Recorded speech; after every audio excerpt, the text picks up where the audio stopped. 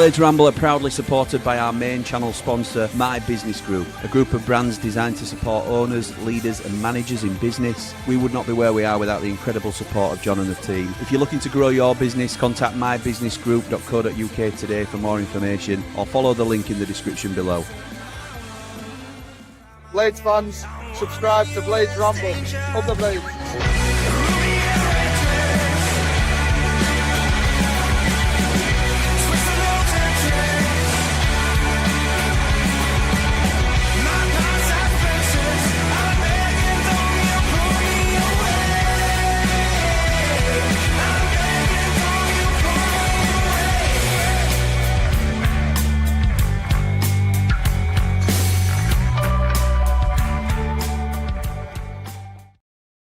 Good morning and welcome back to the Blades Ramble. The day is finally here. It's Steel City Derby Day and it's Batman Lou and Jamie Dingo Dumpling in the chair joining us live from Australia. How are you doing, pal? How are you feeling? Any nerves? I'm feeling quite relaxed. To be honest, how are you feeling about it? I think coming into it, very confident. I think when I woke up this morning, it's got close to a tiny bit touchy. Just because the pressure is on us, but I'm more confident. I'm nervous, if you get what I mean. So, but overall, I'm just looking forward to it. Yeah, it's just exciting and a game to look forward to. An opportunity for us to, well, I mean, there's the whole Steel City Derby connotation and the possibility of Wednesday's relegation today, but there's the fact that, you know, we're still trying to chase our way up the table towards a playoff place, and 3 points is all important for us. There's that in the background of it as well. Just to let all of our viewers know, we will try and keep up with the comments. We're expecting there'll be quite a lot of views for this, given the game that it represents, the Steel City Derby. So it's going to be quite busy, no doubt, in the chat. We will try and keep up with it. Obviously, we're going to have eyes on the game as well. If we do miss any comments, we do apologise, but we will try and capture them all and get them all out there. Before we get into the lineups, mate, and talk a little bit more about the game. Just need to run something now. So anyone that likes your retro football jerseys, your modern football jerseys, and wants to find nice replica jerseys at a really good price, we've got a banner down the bottom there, okjersey.com. Go and check it out. If you use the code Ramble, you get 8% off your order. And just a message now from our mate Jimmy Ramble on behalf of our sponsor. Do you want your favourite replica shirts for the World Cup? Check out okjersey.com. It's high quality jerseys starting from just £15. I love mine. From modern day shirts to the old classics that we all love. Use the code Ramble at the checkout to get 8% off your order. Get ready for the World Cup in style. And thank you to OK Jersey for their support of the Ramble. That's right, okjersey.com. Use the code Ramble and you'll get 8% off your order. I've got a couple of shirts myself. Really, really nice. As I say, some really nice retro ones and modern day ones. So please do check it out. And as for the team news, Jamie, just moving back towards today's game, we've got the wrong colour on that banner, haven't we? There, we need to change that. Let's have a look. But I don't know how that's happened. It was red earlier. I'll take a look at that now and see if we can get that in a more appropriate colour. May not know how to, but we'll see. We've got a starting 11 for Sheffield United: Michael Cooper in goal, a back four of Femi Sariki, Japhet Tanganga, captain in the side, Tyler Bindon, Harrison Burrows at left back. We've got Calvin Phillips and Sidney Peck in the middle of the park, with Brooks, O'Hare and Hamer sat in front of them, and Patrick Bamford up top as a lone striker. So that's a 4-2-3-1, we believe. We've got no reason to believe that it isn't. What do you make of the lineup, mate? Is that what you expected? Is it what you wanted? Thanks, Sophia. To be honest, I was 50-50 on whether we go for Ty Campbell to start or not, just because of his goal-scoring record. And considering we've got Coventry as well coming up Thursday, and you want probably an arguably more stronger 11, so say Pat Bamford maybe for them. But I think if you do a direct sub with them two, just swapping over at maybe about 60 odd minutes, I think that's probably sort of the right kind of thing, because Ty Campbell coming on against high defence, someone like Liam Palmer especially, and Liam Palmer, and Liam Cooper. That's why I got confused. I think he can absolutely cause some major issues. I especially with our wingers getting involved as well, and the fullbacks. Yeah. I think that could really cause issues, especially with them struggling usually in the second half. And I think Bamford, with his probably needing an early goal, it probably does just settle the game a bit more. So it's probably the right call, but it were 50-50 for me personally. Well, we're very much on the same wavelength, mate. I had the same thoughts myself. As for the Wednesday lineup, and let me just say thank you for fixing the colours on the banner, Jamie. Do you know what? You're picking this up fast. You're gonna have to show me how to do that because I couldn't see where to change the colour. I was horrified when it came up in blue and white. So thanks for sorting that out. As for the blue and white half of the city, Sheffield Wednesday lineup with their emergency goalkeeper, Seni Dieng, in goal. Looks like a back three for them with Liam Palmer captain in the side, Otig Bayo and Liam Cooper. Adaramola, Ingleson, Heskey and McNeil make up a midfield four, we think. They've got it showing as like a front three with Ndala, Jamal Lowe and Yates. I doubt it's going to be three left up top, Jamie. It's going to be more like it's not. Best it's number 3. 4-2-3. Yeah. It's 4-2-3-1, mate, because you've got Ade, whatever he's called. I don't want to butcher it. I think he's got left back. That's probably more. And then McNeil, I think, will be a right winger. That's probably what one more line up at. But Sonny Dieng, is he their 7th keeper this season? If you include Liam Palmer? I think he might be. So who did they start the season with? They had they sold the young lad, didn't they? Who was quite promising at one point, or did he get injured? Pierce Charles, he's still injured now. Pierce Charles is injured. He's still there. Yeah. They've had Logan Starch, who they can't play because he's not a professional. Otherwise, he'd be starting. Liam Palmer went in there. Even Hovarth, Murphy Cooper, Joe Lumley. And I saw a thing saying that if you include the goalkeepers from last season, you can actually make a full 11 out of it. So I think that shows the levels with their injuries. It shows where they are as a club, doesn't it, this season? And so looking at the side, and as you say, you're probably expecting more of a 4-2-3-1. I think at times, and no jokes, that team is going to drop into a 5-5-0 at times during this game for probably a lot of the game. I don't see them having a great deal in that team that can hurt us. Jamal Lowe's a player that I think is decent for the level. In terms of forwards, he's probably about the only one that they've got. Ingleson, obviously, is an ever-present for them, one of the few ever-presents that they've got.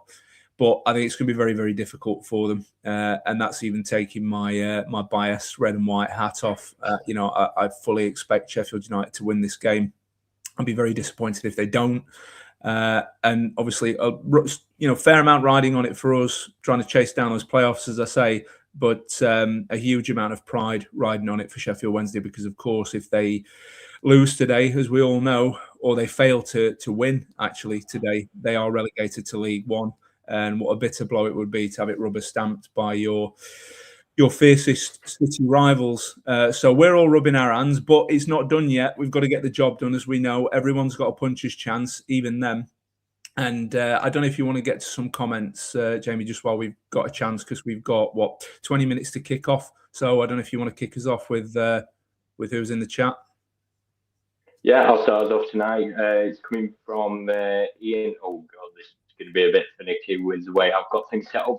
It starts off tonight. Good morning, Lou, and good evening, Jamie. I bet you both rather be there, but this could be a momentous stream. Part of Ramble legend, hopefully. Enjoy, lads. Thank you, Ian. We'll go on to the next one. In fact, you might have to do this, pal, because my iPad is playing up. Well, I'll pick it up, mate. Let's have a look. So Ian's back in with please like and subscribe. Please like and subscribe, Show the boys some support. Thank you, mate. The gatekeeper is always here for us, always supporting us. And yes, we would. I think me and Jamie, I don't want to speak for Jamie, but I think it's a given. We'd much both rather be there, wouldn't we, mate? But you're over in Oz. I'm at home. I would have been at home anyway. I did have an opportunity to go. Meldrew very kindly tried to organise a ticket for me, and ultimately we couldn't make it work anyway because I had to be at home. Turns out as well, my family are all unwell at the moment. Apart from me, I'm the only one standing fit, so I'm juggling, looking after them and doing this stream. We'll see how it goes. Dave Morwood's in the comments. Good morning, Lewis and Jamie. Or is it evening down under? Are you ready for the time of your life? Up all the rambles, up the blades, up the positive six. Like and subscribe, please. Thank you, Davey. What time is it, Jamie? I think you told me before we came on. I'm forgetting. 20 to 10 we're on at the minute. So looking at, it's not too late to be fair. For usual kickoff times, this is actually quite a good one for me. Yeah, it's just nice and convenient, isn't it? And I love a lunchtime kickoff on a Sunday as well. It's a nice time if you're over on this side of the world as well. Kevin Hawthorne says, good morning from Lakeland, Florida. Welcome, mate. Thank you for joining us. I'm presuming you're a blade. You may be an owl. Not sure. Let us know in the comments. But yeah, welcome. Nice to have someone from all the way over on the other side of the world. We've got Jamie in Australia, me in the middle, and you over in Florida. So it's a global stream today. Michael Brown, who is ever present in the comments, usually. How come you guys are not at the match? I thought you'd be there to see the demise of the Owls. Yeah, do you know what? I could have tried to move heaven and earth for it, Michael, but Jamie's had his trip to Australia planned for a long time, planned and paid for. And I just put family first, to be honest with you. Much as I love the Blades, and I love them as much as anyone, got to look after the fam first and foremost. Jamie... Sorry, mate. It's a close call between the two. It's a close call between the two. You're right. Jamie says, morning, lads. Hope you're feeling well. I'm at the game. I'm so nervous for it. Be happy to 1 win. Yeah, I think most of us would take a win because, you know, it's a win in the Steel City Derby. It relegates our fierce rivals. But I think a lot of Blades are hoping we can really rub some salt in the wound and go and get a big victory today. It's easier said than done. Looks like it should be straightforward on paper, but it almost never is. Hopefully we'll get the day that we're all hoping for. Plax says this is surely a must-win, right? It has to be. Plax, you're parking the issue of whether we give them a pasting or not, and all the relegation connotations and all that. It's a game. I mean, they've won one game all season, haven't they, Jamie? We've got to, if we've got any ambitions to climb the table and get into the playoffs, we have to beat them at Bramall Lane, surely. I think if we don't win today, we don't even deserve to be in playoffs. Like, for me, that's the season cancelled. You don't even try to do it. You just sack off a lot of it. If you can't beat these, you are not worthy of the playoffs. I agree, mate. It's got to be a win. It's got to be. You just look at the league table and the form. It's got to be. Killian says, morning, Ramblers. 4-0 Blades, says Ben Sheridan. That's what I predicted. So me and Bald Lee, or Lee Edridge, we both predicted 4-0. That score's been in my head all week. I think we'd all be happy with that if we can make that a reality. Kieran Trafford says, "Good morning, lads. For the pigs to face. Good morning, lads. Time for the pigs to face the music. Up the Blades, up the Ramble. Let's hope so, mate." Philippe says to Michael, "I think you'll find that Jamie D is in Australia, and looking at his location, looks like he's being held hostage in someone's basement." It's not Chancery's basement, is it, Jamie? No, because I wouldn't be having the lights on. That's the only difference. No, it's my cousin. It's somewhere I can make a bit of sound because if you didn't see on last night's stream on Ramble SC with myself and Brett, we were a great watch-along, by the way, and we had a great time. I did get a bit of a telling off at one point for being too loud. So this is a bit more of a underground bunker, as I'm calling it. Nice one, yeah. You've got to put those best laid plans in place because you're not going to be able to stay quiet today. Not if we score. As I say, I've got some poorly people in the house, and if United score, well, when United score, there's absolutely no way I'm going to be quiet about it. I can tell you that. Young son and I are watching at a pub, excited for what could be an incredible day, says Stephen. Come on, you red and white wizards, up the Blades, up the Ramble. Thank you, mate. William Donnelly says, evening, lads. Nice to have you in this time zone, mate. Watching down here in Melbourne. Very happy with the not too late timing. So William watching from Oz as well. It's an international ramble today, which is just awesome. Hi, guys. Celtic Blade here. Pronounced like cat. Celtic Blade, then? Celtic Blade. Maybe. Celtic. I don't know.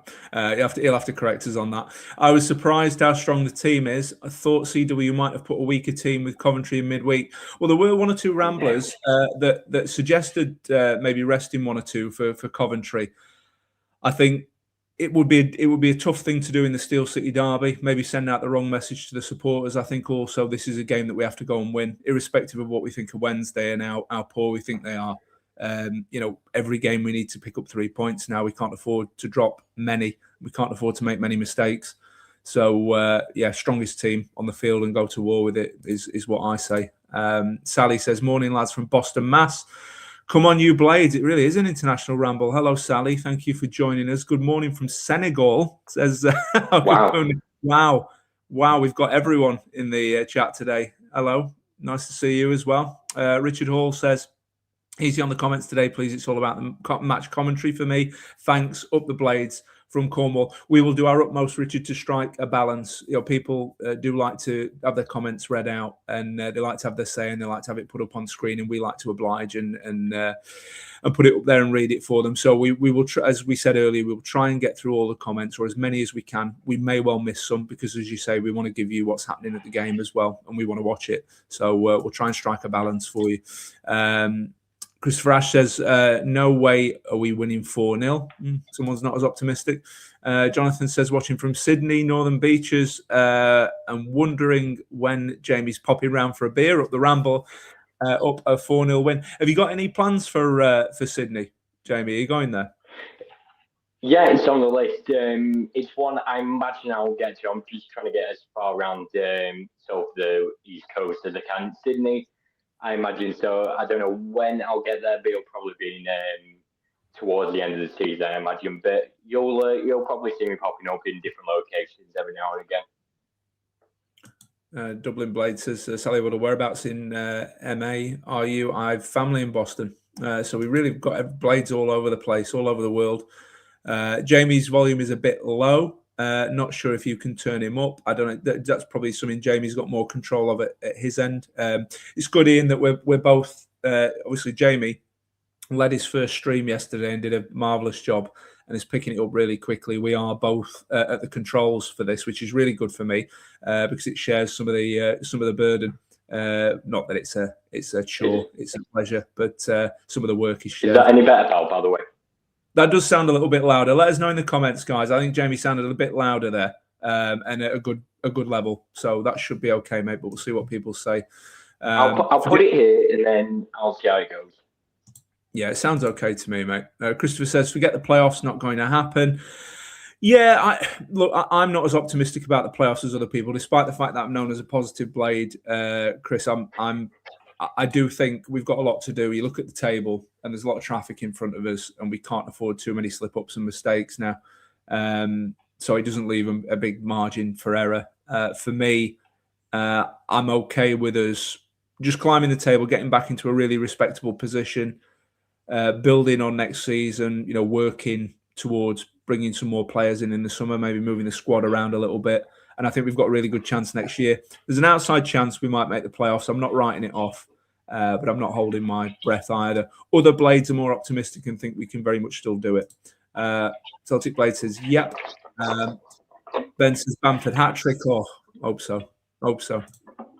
Hi, Lou and Jamie. Come on, you can do this. 3-1 Blades. Thank you, Deborah. A regular in the comments. Paul Burberry says, hey up, lads, it's showtime, our opportunity to take revenge for Boxing Day. Whereabouts in Oz are you? Up the Blades, up all the Ramble, like and subscribe from a Blade in Spain. So we've got someone else over the water as well. You're in Brisbane at the moment, Jamie? Yeah, currently. For the next 3 weeks, and then I'll be moving locations. Perfect. Where are you going to next? It'll probably be the Gold Coast or Byron Bay, somewhere around there. Not too sure though, but I'm making it up as I go along. I think I figured out how to comment, so I'll just show up the next few.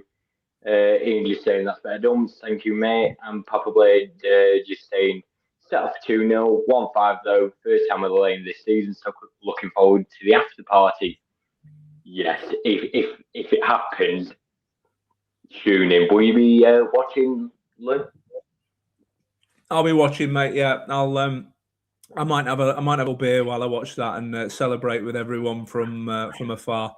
We'll see, but yeah, I'm looking forward to that. Provided what's expected happens and we win.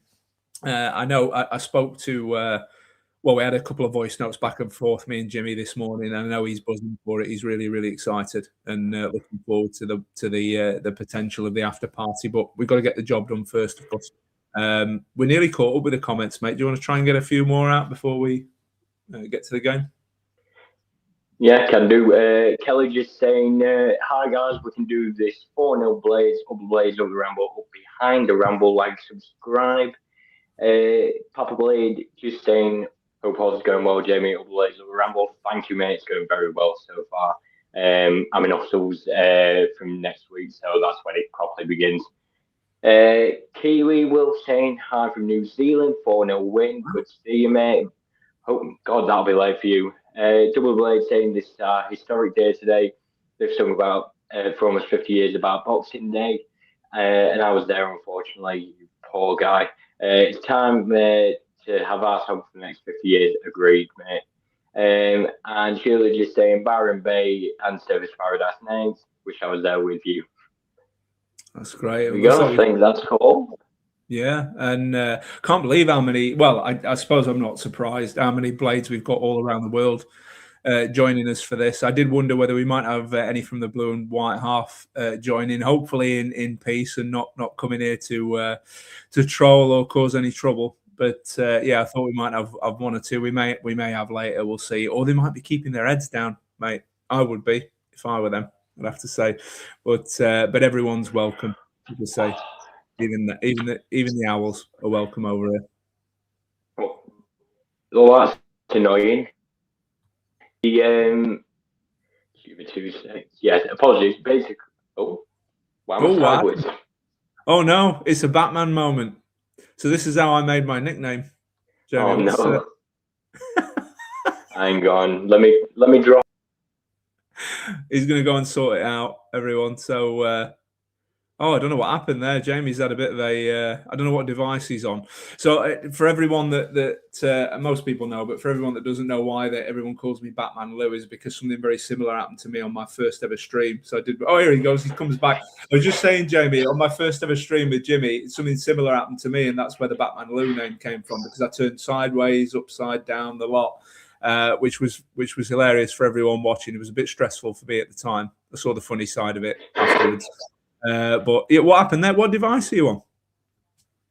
Oh, my iPad. We're going to bring my laptop. That's all. I best not risk it with that. But basically, being sports, which is the Australian thing, because my iPad is UK based, I can't download the app for being sports. So I'm having to do it off the website. And that worked fine the last time we did a watch along together, St Middlesbrough, and I paid £8 for it.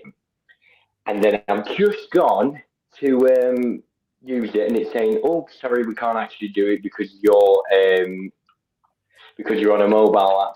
So great. So I'm gonna have to get the phone up and get Sky Go up, as I'll put it. Yeah, it's there's always something in there. I remember doing a watch along with Paul Mountain not long ago, and I ended up with Ronnie, his son, on the screen. Basically doing commentary because I was having all sorts of issues and Paul was off screen. I couldn't watch the game. I think it was United Norwich, and Ronnie basically took over and did a grand job commentating and watching the game. So we were basically left with a kid running the stream for us, which was just marvelous. But as I say, he did great. I just looking at the just before it went to some ads there, we had the Chris Wilder tifo on the Kop, which looked fantastic. Just before that, we showed the away end, mate. So we're 7 minutes. When I was looking at it from kickoff, did look quite empty. The away end, I would say, half empty, to be honest. So there might be some people filing in. Yeah, might be some people filing in a few minutes, but it looked pretty empty. I don't know whether there's no-shows. Might have been some no-shows. Doesn't surprise me. Well, they'll have all bought the ticket before it were relegation day. That's the thing. So they'll have all been thinking, "Oh, it's a nothing game." No, it's even worse. I know a few Wednesday nights that are going, and I've said to them, "Fair play." I don't know why. Well, I do know why, just to back the club. But yeah, this is I don't think they could have come under worse circumstances if they tried. It's not like they've already been relegated or it's a few games ago. It's the day it could happen, and it's more than likely to happen. You would have thought. It'll be the earliest relegation in Football League history as well, so an unwanted record for them on the worst possible day to do it. It's amazing, really, that it's come down to this game this weekend, just because we knew that this could have, potentially happened months ago. But the fact that it has come to this is quite amazing. How far did we get with the comments, mate? I can't remember who was last. Do you want to pick up one or two more before kickoff? Yeah, I'll see if we find it. Someone's just been shown to have a chance to remask in the crowd. Good to see the vibes are up there. Here we go. Yeah, so it's Bob McCart. Love the name, by the way. So is it official that if we beat them, we relegate? A draw will relegate them. It's not the result that we want, but it will do it. Dave Moore just saying, thought Dingo had the odds cam for a moment. A little bit panicked there, but we sorted it.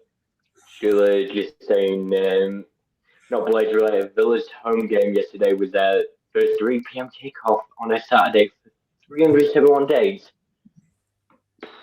That is, less said about better when it comes to my thoughts on Sky TV. I'll say that from going to Plymouth at 12 p.m. kickoff on a Saturday, Plymouth away. Don't get me started. Kim Coach is saying, good afternoon, guys. They're going down. They're going down. Come on, you red and white wizards. And I think this is the final one for now. Still led players saying Blade fans wearing Chelsea mask. Yeah, we've seen the same one. Yeah, we're really sticking the boat in, aren't we? And I've just seen the players line up in the tunnel now. So Tanganga and Liam Palmer at the front, leading the two teams. And yeah, always hard to gauge. All the players always look very focused on both sides in the tunnel. So it's always hard to gauge the feeling. But there are a couple of Wednesday players looking down there. They just don't look like they're looking forward to this at all. United just look very focused. But we've got to be focused, because if we're not at it, as I say, they've got a puncher's chance like anyone else, mate. So we need to go out there and get the job done. For me, we need to put our foot on the gas from minute one, and we need to go at them and not let them out. We need to just suffocate them tactically, from my point of view. Chris Wilder, checkbox there, point of view. We've got a little bit of a show going off on the pitch. Is that what we got there? We got fireworks or smoke play or something? Yeah, not sure about that. So the away end's filled out now, mate, at the bottom. To be fair to the Wednesday fans, they have filled it out. It looked pretty empty 5 minutes ago, but obviously they were just late getting into the ground, so they have packed out that bottom tier. So you know what? They've gone up a little bit in my estimation doing that, because there's absolutely no way in their shoes I would have turned up for this. So fair play to them. Fair play. Yeah, I don't think I could have actually bear to see United get relegated at Hillsborough. It would have genuinely been my worst nightmare. Even if I bought a ticket, I'm refunding it. That's how little I would have wanted to see that. I think I've just got the team sheets up here. I've had to get the Sky footage up, but it's just showing that we've gone 4-2-3-1 as expected. Just cut to Wednesday now. They're saying it's a 3-4-3, but again, it could very easily be 4-2-3-1, but it could easily go into 5-4-1 or anything like that, really. Yeah, we're not far off being in sync, actually, Jamie, because it went to Wednesday's team about 3 seconds after you said, so we're not too far apart. But somehow you're in Australia and you're ahead. What's that? No, I can always just pause it to link us up. Yeah, we're pretty close. I think it followed right behind when you said, but. Yeah, I suppose you would be ahead of me. You're ahead in time. You, as we've said before, you know the result already. You've seen this game. Yeah. You're in this evening. So Henrik Pedersen there, just on the sideline, looking. That is a horrible stat they've just shown next to. Won one of 32 championship games. Oh dear! It just put a bit of pressure on us, though, I have to say. It puts a bit of pressure on us, because it puts the pressure on anyone that plays against them. It's just shown the earliest relegation was April. This would be beating it by 2 months. It may be that no one ever beats it. maybe that no one ever No. beats this. Chris Wilder's won 13 of his 27 championship games this season. He also has a near flawless record against Sheffield Wednesday and has never lost to Sheffield Wednesday.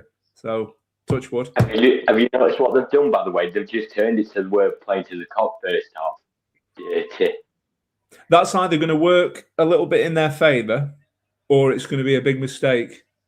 Because us kicking towards the Cop, whether we do it now or in the second half, that's not normally a good thing for the opposition.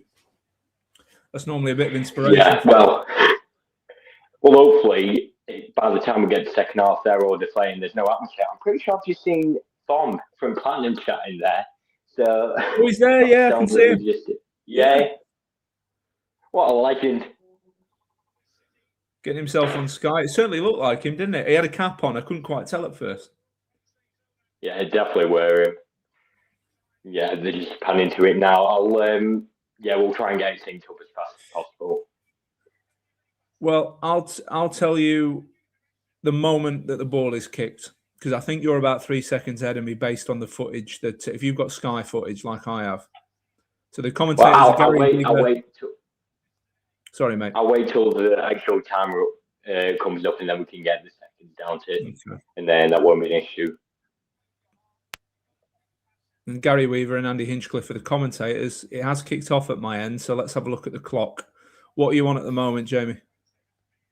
I'm on 9, 10, 11, 12, 13, 14. Oh, mate, we should leave it. We're more or less there. I'm a second behind you. So you had 13 and I had 12. What did you record it for, like a frame? Like a fraction, yeah. And then we'll be on the same. Right, 26, 27, 28, 29. Got it. Perfect. That was painless.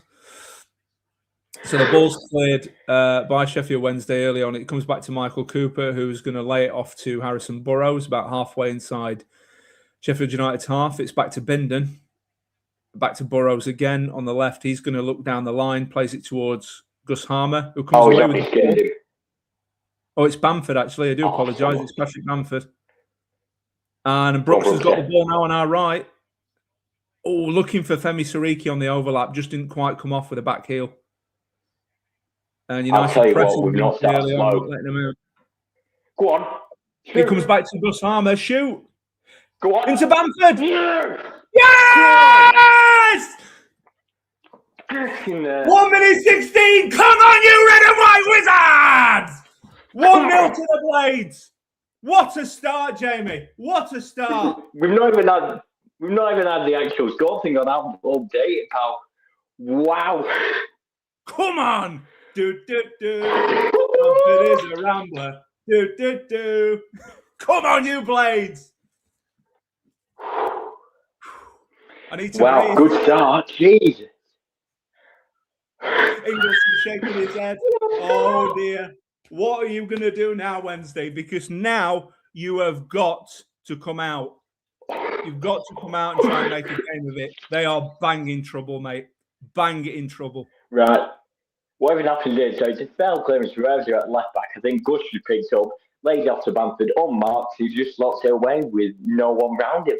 That is awful. I think suspicion of handball from Gus there. I want to see that replay a bit closer up. When he brings it down and lays it off to Bamford. I'm not complaining.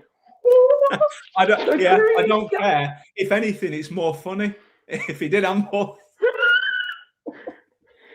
Right, that's going to be one of the quickest goals ever in Steel City Derby.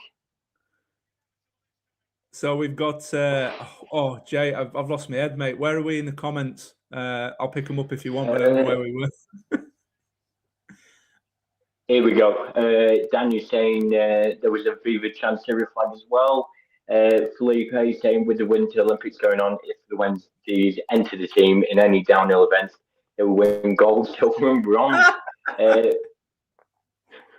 Paul saying squirrel, little piggy squeal. Darren saying an early good morning to both of you. 1 a.m. here, taking the day off work. Has won't be able to sleep after this. Isn't this Jimmy's call-off formation, Wilder Island Rambler? I'm not sure what that means. Wilder Island Rambler. Isn't this Jimmy's call-off formation? Wilder Island Rambler. Yeah, I'm not following, Darren. Let us know, mate. Sorry, that's gone straight over my head, that one. It might come to me like I'm sorry, my head's gone because Pat's just scored inside 2 minutes. I'm just gonna skip over all these comments because it's literally everyone just saying goal at this point. So yeah, that's literally it. Oh, brilliant! Christ, so in our box as well. Yeah, the ball's in our box. Crikey, he must be getting a nosebleed Wednesday.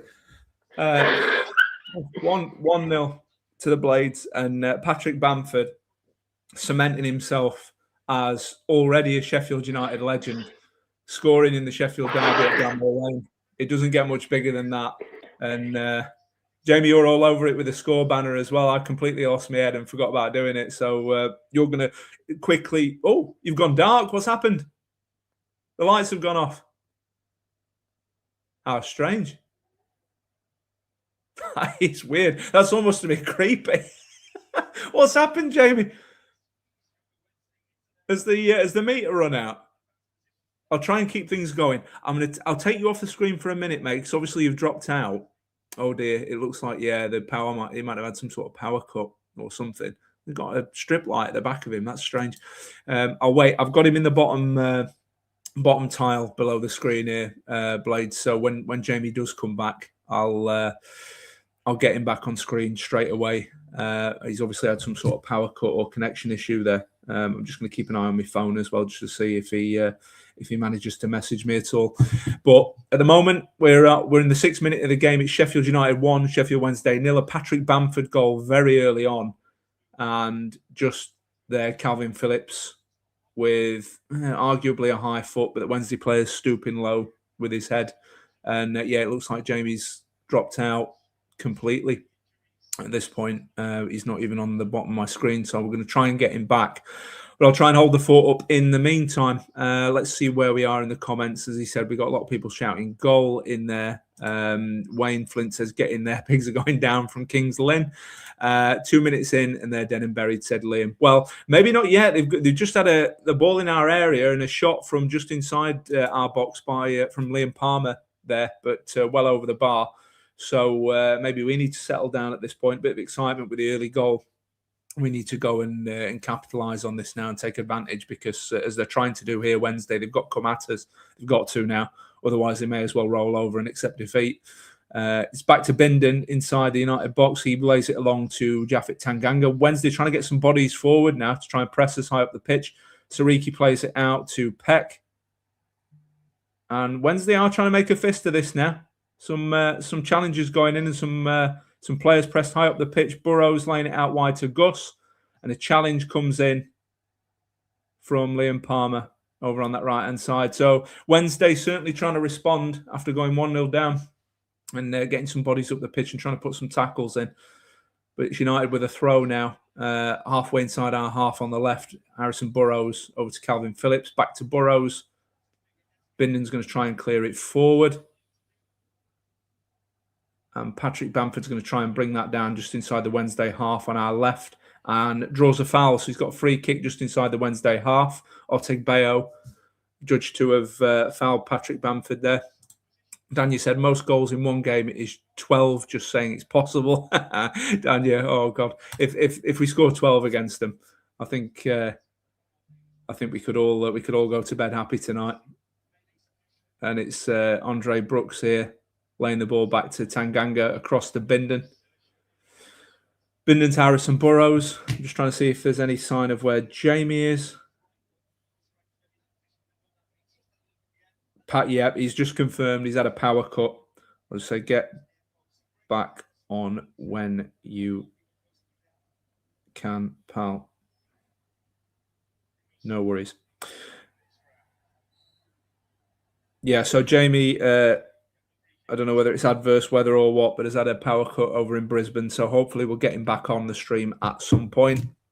Certainly adds value to it. He hosted his first stream yesterday, Jamie, for the West Brom Coventry game with Bisto Brett, and I thought the pair of them did a marvellous job. It was really enjoyable, and obviously the result we wanted as well, because it set things up for today. Wednesday with a free kick now just inside the United half. Ingleson is going to take this left-footed And the way it's lined up with the Wednesday players over on in our left back position, looks like he's going to arc a diagonal ball forward. He does. It's cleared. And that comes out to Liam Palmer over on the right. He tries to swing across in. Michael Cooper's going to claim that. Pretty routine for Coops there. Long throw forward from Coops. He's looking for Gus, who's going to race onto it. Will he keep it in? He does. And wins a throw-in. Well inside the Wednesday half, just beyond the edge of their penalty area. And another chance for United to build an attack here. 9 minutes gone.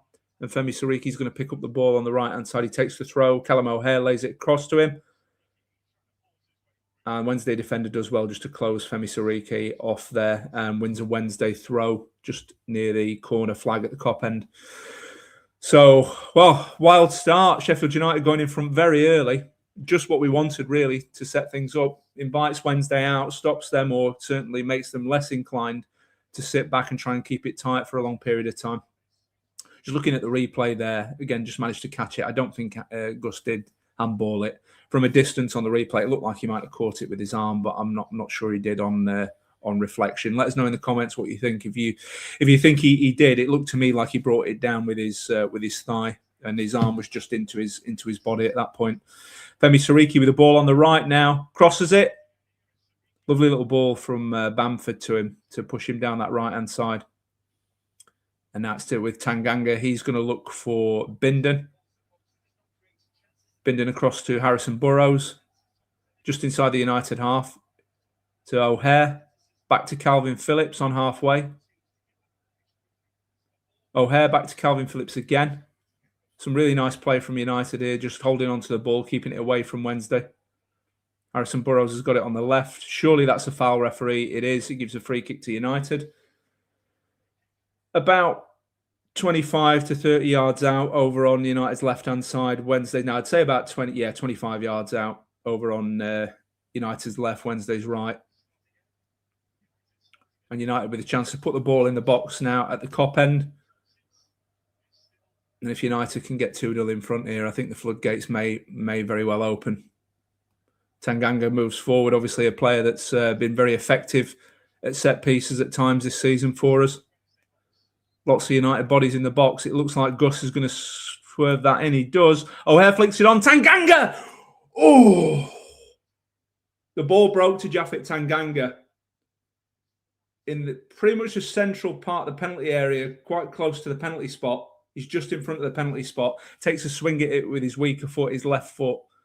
And unfortunately, it flies well over the bar. But it's one of those, I always encourage players to hit the ball with, the foot that it falls to, even if it's your weaker foot. There's a tendency at lower levels, not particularly at this level, but sometimes when the ball comes to them, they try and adjust and get onto their stronger foot. Jaff did the right thing there and tried to take it on his left foot, which is never an easy thing to do when you're on your weaker side. But unfortunately, just well over the bar. And Wednesday now, I think with a throw just inside the United half, 12 minutes gone. Liam Palmer's going to take it. Just do a couple more comments if I can. Most goals in one game. Oh, no, that was Daniel from earlier. Sorry, I'm repeating one there. I feel most goals will come after 60 minutes when they get tired. Yeah, I think you're right. I might be right, Makis. That's been mentioned a lot in the lead up to this game. The fact that obviously Wednesday will tire. They can't make as many effective substitutions as we can. So I think you may well be right. It will be even worse news for them if United score another goal before then, because if we're 2 or 3 goals up before we hit that hour mark, they could be in a lot of trouble because we can bring players off the bench and rotate. Calvin Phillips now with the ball just inside the United half. Harrison Burrows back to Phillips, just inside the centre circle. He knocks a nice diagonal ball forward looking for Patrick Bamford, but it's going to run out of play for a Sheffield Wednesday goal kick. So hopefully we can get Jamie Dumpling back on stream at some point. If for any reason, guys, I have to nip off the screen for a few seconds, it's just that I'm looking after the family today. We've had a little bit of illness in the house, nothing serious, but mum and kids not feeling so well, and I was already committed to doing this stream, so I'm just going to bob my head out from time to time just to check that they're okay and make sure they've got everything they need. Mum's been a brave soldier all week and been looking after them when I've been working and doing bits and bobs on the Ramble. So yeah, Wednesday now with the ball just inside the United half, trying to build. United snuff that out, and it's going to roll its way back to Michael Cooper so we can reset. So it looks like good weather for it at Bramall Lane. There's a bit of sunshine, which is something that's been rare to see in this. Well, I say in this part of the world. I'm in Bristol, but in Britain for the last few weeks, it's been constant non-stop rain and dark clouds. So it's nice to see a bit of nice weather for this game. Ball played forward to Bamford, brings it down just inside the Wednesday area. It comes back to Callum O'Hare on the edge. He lays it off to Harrison Burrows on the left. He's going to shoot, and it's not too far away, just wide of Dieng's near post. But United looking threatening all the time, and Callum O'Hare using his head there, finding Harrison Burrows. He lets fly with his left foot. Was quite far away in the end, to be fair. It took a deflection off Heskey and went quite far wide when I looked at the replay. But in the first instance, it looked a lot closer. Dieng's going to take a goal kick for Wednesday. It's a long one forward. Tanganga's going to leap and he's going to win that. Back to Bamford on halfway now with Callum O'Hare. Andre Brooks collects it. A little bit of needle there. Someone just having a little bit of a nibble at Callum O'Hare, but he gets back up. Andre Brooks now. Over to Sariki. And Brooks is brought down by Jaden Heskey, and it's going to be, looks like a yellow card for Jaden Heskey. And United are going to have a free kick in quite a good position over on our right-hand side, Wednesday's left. Now, Michael Brown says, do you think the Owls are much weaker without Barry Bannon? Yes, I'd have to say so, mate. I would have to say so. He was by far their best player for me, and although we like to give him stick and he's not a favourite of ours, he's a decent footballer. I think he's an astute signing for Millwall with the ambitions they've got to go up this season, gives them another option. An experienced player, a really good experienced player as well. And it severely weakens Wednesday, I think, his departure. And just a bit of a standing applause now from the Bramall Lane faithful. Before Gusama takes a free kick. He swings it in on his right foot towards the back post, and Dieng's going to claim that. And now he clears the ball forward.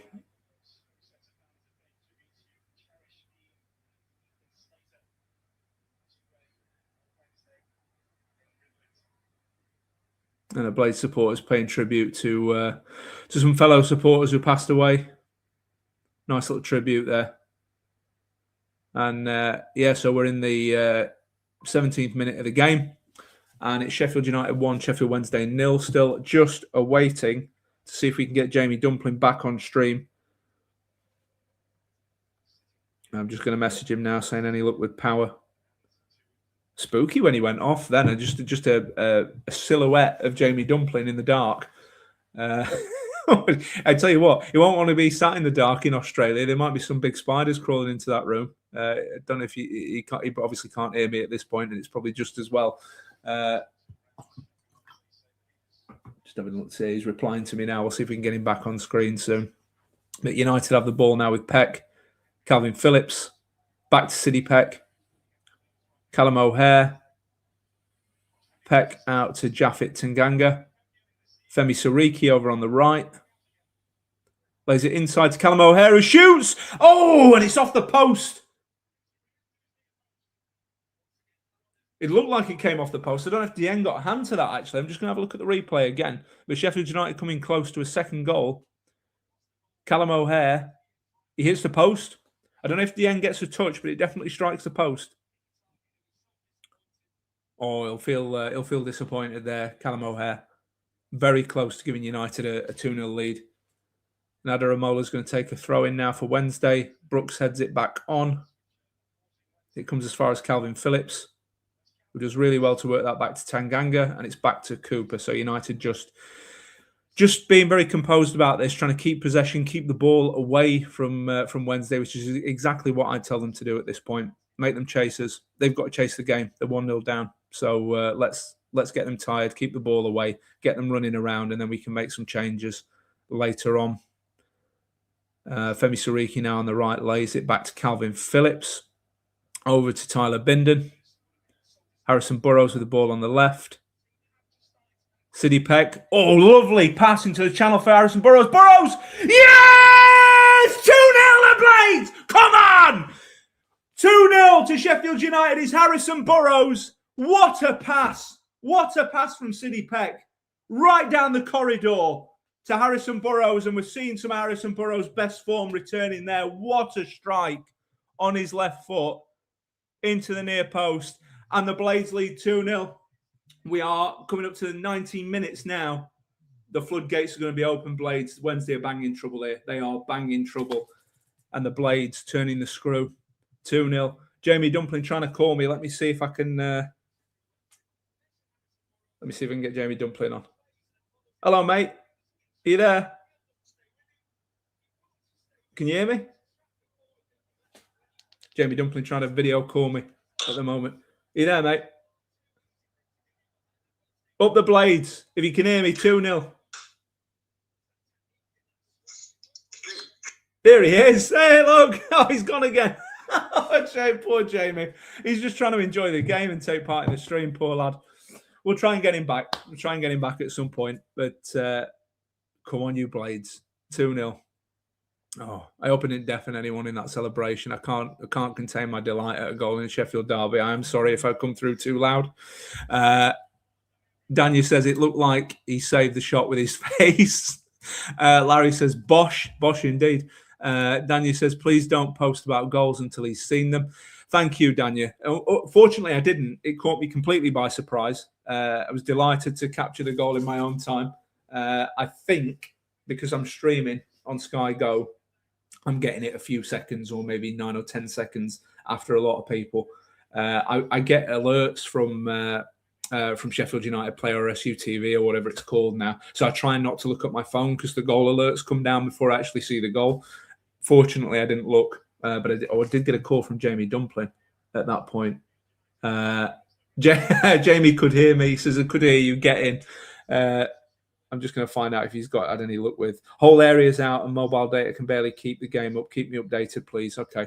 So I'm just going to let Jamie know, guys, that wonder pass from Peck down the channel to Burrows. And thumping. Ooh, can't spell. Thumping finish. 2-0. And Jamie says, I'm fuming. Oh, he'll be gutted, poor lad. He just wants to watch the game. And if only I could find a way to maybe just hold the phone up to the screen so he can watch it from my phone. But he'll never hold. He just tried to call me and he dropped out straight away. What rotten luck, I tell you.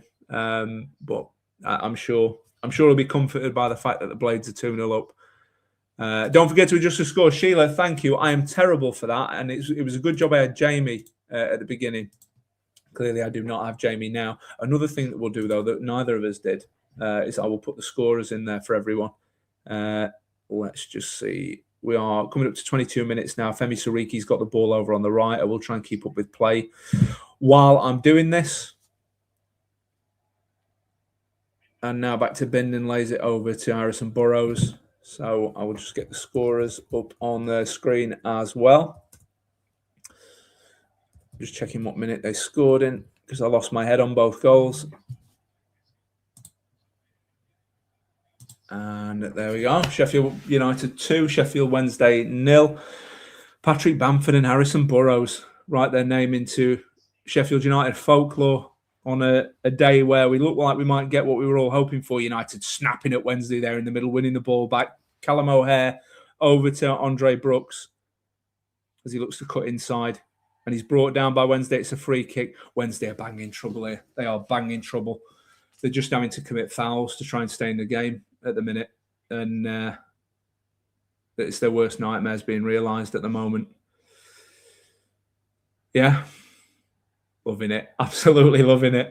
And we've got my shirts in the background now as well because I was sharing the screen with Jamie. So we've had one upside. Couldn't see all the shirts.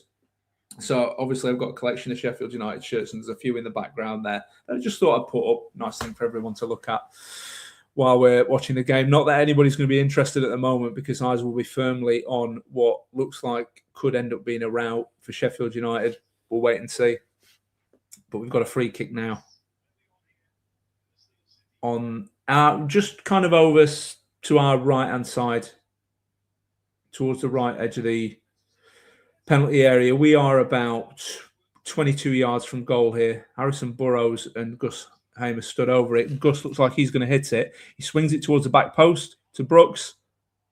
Tries to nod it back into the middle, but it's cleared by Wednesday. And hopefully, as I say, at some point we'll get Jamie Dumpling back on the stream. So in a few minutes, guys, I will wait for a decent break in play. It's breathless at the moment, so I can't find one, but I'll wait for a decent break in play and just go and check on everyone downstairs because I am a father and a husband first and a blade second.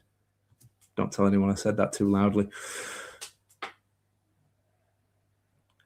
And Wednesday I've got a free kick now just inside their half. Ingleson's going to play a long diagonal one forward by the looks of it.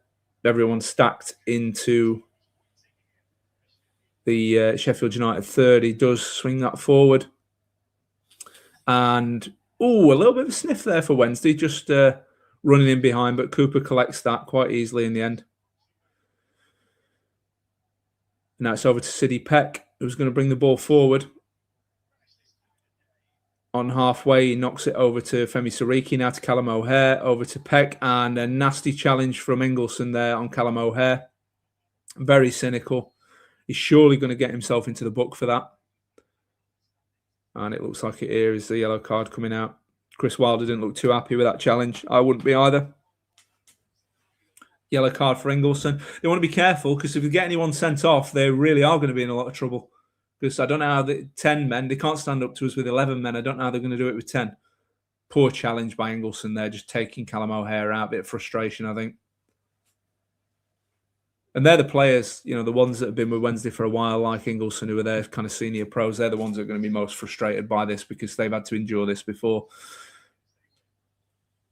And Sariki lays it back to Gus Hamer.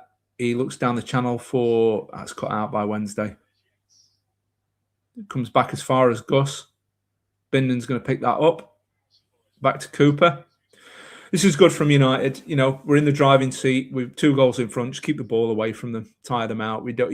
There's a chance that we could put them to the sword here, but we don't. We don't have to do it quickly. We've got plenty of time to do it.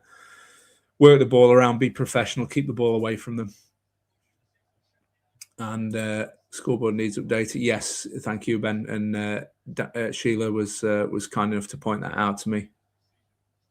I do need reminding sometimes to keep on top of that. And Darren says, can't tell from TV coverage, but are they bouncing? Island was a typo. Oh, sorry, mate. Wilder is a Rambler, not an island. Yeah, I don't know if they are bouncing. I haven't paid particular attention to the away end so far. The atmosphere is amazing inside the lane. I wish I was there, Daniel. Michael Brown says, whatever damage the Blades are inflicting on the Owls, it's nowhere near the damage that Chancery has done on that club. The lesson is to make sure the ownership of any club is in safe hands. I agree, Michael, and the problem is it's very difficult to do. We've talked about things like independent regulators for a long time, and it needs something. United clear the ball there. Good ball into the near post by Wednesday from a corner, but it's cleared away. And a foul. Oh, it's all kicking off now between the 2 players. There's a foul there, I think, from Otigbayo. Gus is right in his face at the minute. We need to just keep cool heads here. We need to keep cool heads. We are very much in control of this game. And, we don't need to get involved in this. They're trying to make it bitty and scrappy at the minute and cause some problems. And we just need to keep it cool heads and make sure that we get the job done here. Liam says, calling you Mrs. Sheffield Wednesday because they kick off every 10 minutes. No comment, Liam. Yeah, this is as a commentary is saying, it's threatening to boil over a little bit at the minute. But Wednesday, just trying to make it, trying to inject a little bit of needle into this and break things up a bit. We can't get drawn into that. Gus lost his head a little bit there. He looked like he wanted to really go at Otigbayo. Needs to just keep a cool head and stay out of all that because we're well in control of this. And we don't want anything that's going to let them back into the game. We don't need any yellow cards, silly yellow cards, any red cards. Let's just keep it. Hopefully the referee will see some sense here and know that it's a derby and just let a few things go. But he's doing the right thing here. He's speaking to the players. He's got Sidney Peck, Liam Palmer, Gus Hamer, Otig Bayo, and he's giving him a talking to at the minute, which I think is very important. Needs to calm things down. But yeah, it looks like he's going to do that. He's going to calm the situation down and let it go. I think that's good refereeing. I think Gaz, the man in black, would agree with me. It's a poor challenge, yeah. It's by Jamal Lowe and Gus. Gus takes a little swipe there as well. He's got to be a little bit careful, Gus. He has a tendency to lose his head sometimes. He doesn't want to do anything that's going to hand any impetus or control back to Sheffield Wednesday.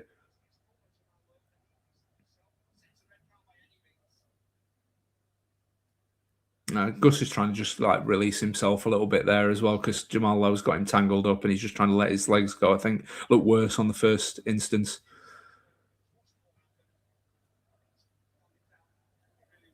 Typical Derby Day fare. And Michael Brown says, how is it that the Owls tire so badly after 60 minutes? For me, it's very unprofessional if a group of professional players being paid thousands of pounds per week can't keep themselves fit enough. I think it's more the fact that they can't make meaningful substitutions, Michael. I think that's the problem. You know, they can't freshen the team up. And you're always going to get one or two players that get a bit leggy towards the end of the games, particularly at that level where it's, high intensity. You've got to be extremely fit to play at that level. And they're sometimes playing 2-3 games a week as well. They just can't make those changes, whereas other teams like Sheffield United can make 5 changes a game. And the drop-off's not too great in the positions that they do change. So it freshens the team up, adds a bit of energy to the lineup. Which is something we'll be able to do today, and they can't. So that's been their problem. When you run with operate with a small squad, or a squad that's underpinned by inexperience or lack of ability, it makes it very difficult. So Henrik Pedersen in shot there as Wednesday take a throw in just over halfway. Andre Brooks is going to head that away. Looks like a Callum O'Hare handball there. Kind of inadvertent, but a free kick for Wednesday. About halfway into the Sheffield United half over on Wednesday's left-hand side. Looks like Ingleson's going to be on that free kick. He's going to swing that in. So no sign of Dingo Dumpling. He's been stitched up by the local power supply, unfortunately, in Brisbane. Hopefully we'll get him back at some point before the end of the game. Ingleson swerves one in, headed away. And now it's with Andre Brooks over on the left inside United half. He's going to look. Oh, lovely diagonal ball to Callum O'Hare, who races after it. He's on the right-hand edge of the penalty area, knocks it inside. Oh, and a Wednesday defender just about gets to that to get it away. Wednesday really on the stretch there as United were breaking. It was a fantastic ball from Andre Brooks to find Callum O'Hare and put him on the stretch. Having a really good game, Andre Brooks. He's looked very threatening whenever he's had the ball. We've got Paul Gutted. I'm not there on the cop. Unfortunately, I'm not getting too many comments to keep up with. It's quite manageable, thankfully. But do keep them coming, guys. I'm not saying don't comment, please. As many comments as possible. It helps the channel, and it's good to get everyone's thoughts about what's going on in the game. Hope the family aren't suffering from headaches as part of their illness. They will be after you've finished cheering for every goal. Yeah, sorry, Darren, I can't help it. I just lose my head in the Sheffield derby. And Wednesday now looking to build over on the right-hand side, our left-back position.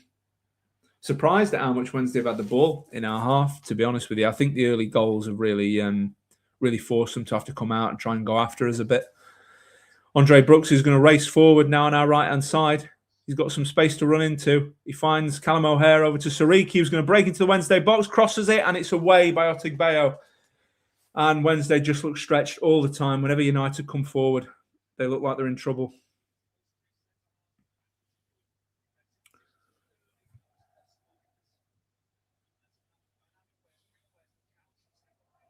Callum O'Hare now with the ball on the right, tries to take Ingleson on. Ingleson stands up well there and defends it. Sariki's, no, Tanganga's going to nick it back.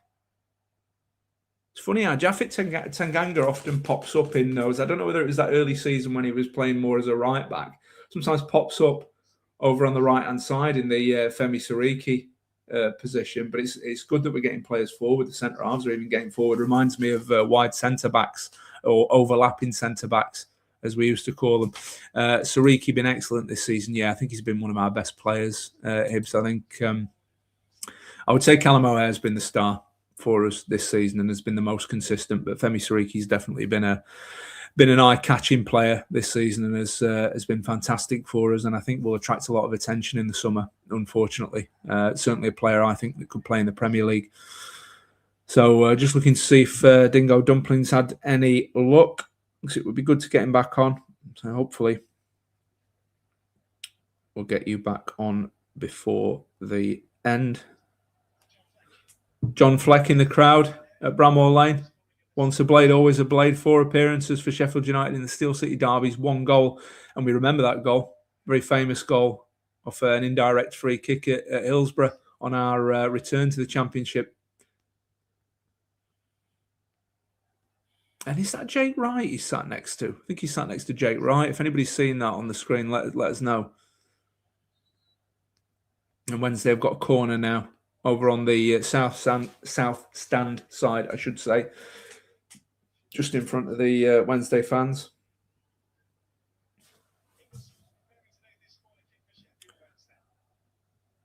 And great watch-along beats listening to Andy Hinchcliffe. I agree, Liam. Thank you for that, mate. Wednesday with a shot now, right-hand edge of the penalty area, sliced it well over the bar, McNeil. Paul says, cappuccinos all round when Blades win, up the Blades, up the Ramble. Philippe says, what's that, Skippy? Jamie Dumpling has fallen down a mine shaft and is waiting for someone to rescue him. Sheila says, dead right, Liam. Lou doing a great job. Thank you, Sheila. Appreciate that. Phil says, listening in down under in Melbourne. Great commentary, buddy. Up the Blades, up the Ramble. Thank you, mate. Appreciate that. It's over with Siriki on the right-hand side now. He looks up the line towards Andre Brooks. And now it's like Cooper's going to play it back to Dieng. He clears it forward. Looks like a push there by, I think, Yates on Tanganga. Tanganga was unable to go and win the ball with his head. Looks slightly off balance, so a free kick's been given there. And Calvin Phillips now lays the ball across to Harrison Burrows. I keep having to pour myself another drink. When you're talking this much on stream, and it's loads of fun, I love doing it, but you don't have to get a dry throat. You have to keep drinking just to be able to speak. Don't know how Jimmy does it. Wednesday now, in trouble there. The header just goes back to Dieng. I think we'd take this at half-time, wouldn't we? Although I wouldn't object to another goal before half-time. I think we'd take 2-0. It sets us up nicely for the second half. And as has been pointed out in the comments, they're going to start to get tired after an hour when they can't really make a lot of, meaningful changes. Ball's cleared forward by United. O'Hare's going to pick that up over on the left. He knocks it in towards Bamford. Wednesday just about deal with that. Bamford nearly nicks it back.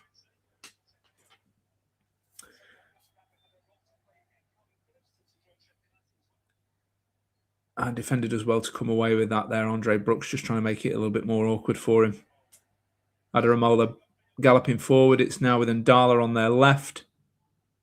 And Siriki defends that well, just gets in the way and knocks that out for a Wednesday corner. So Wednesday making a game of it. They're not as camped in their third as I thought they would be. But I think that is quite largely down to the fact that we're 2-0 up and we scored, a very early goal in this game.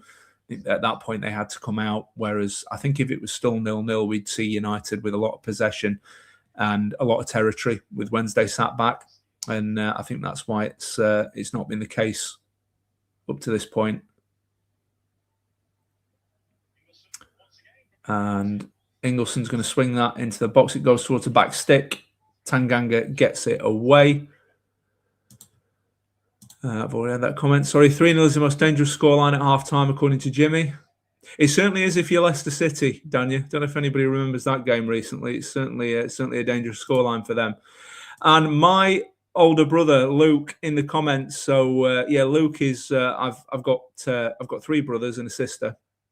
And Luke is the second brother, slightly older than me, and is as big a blade as you will find. He bleeds red and white, and he's an absolute top man. And he says, great commentary, Lou, awesome. When you're going on check-in on Rachel and the kids very shortly, mate. It's nearly half-time, so I'll go and do that in a moment.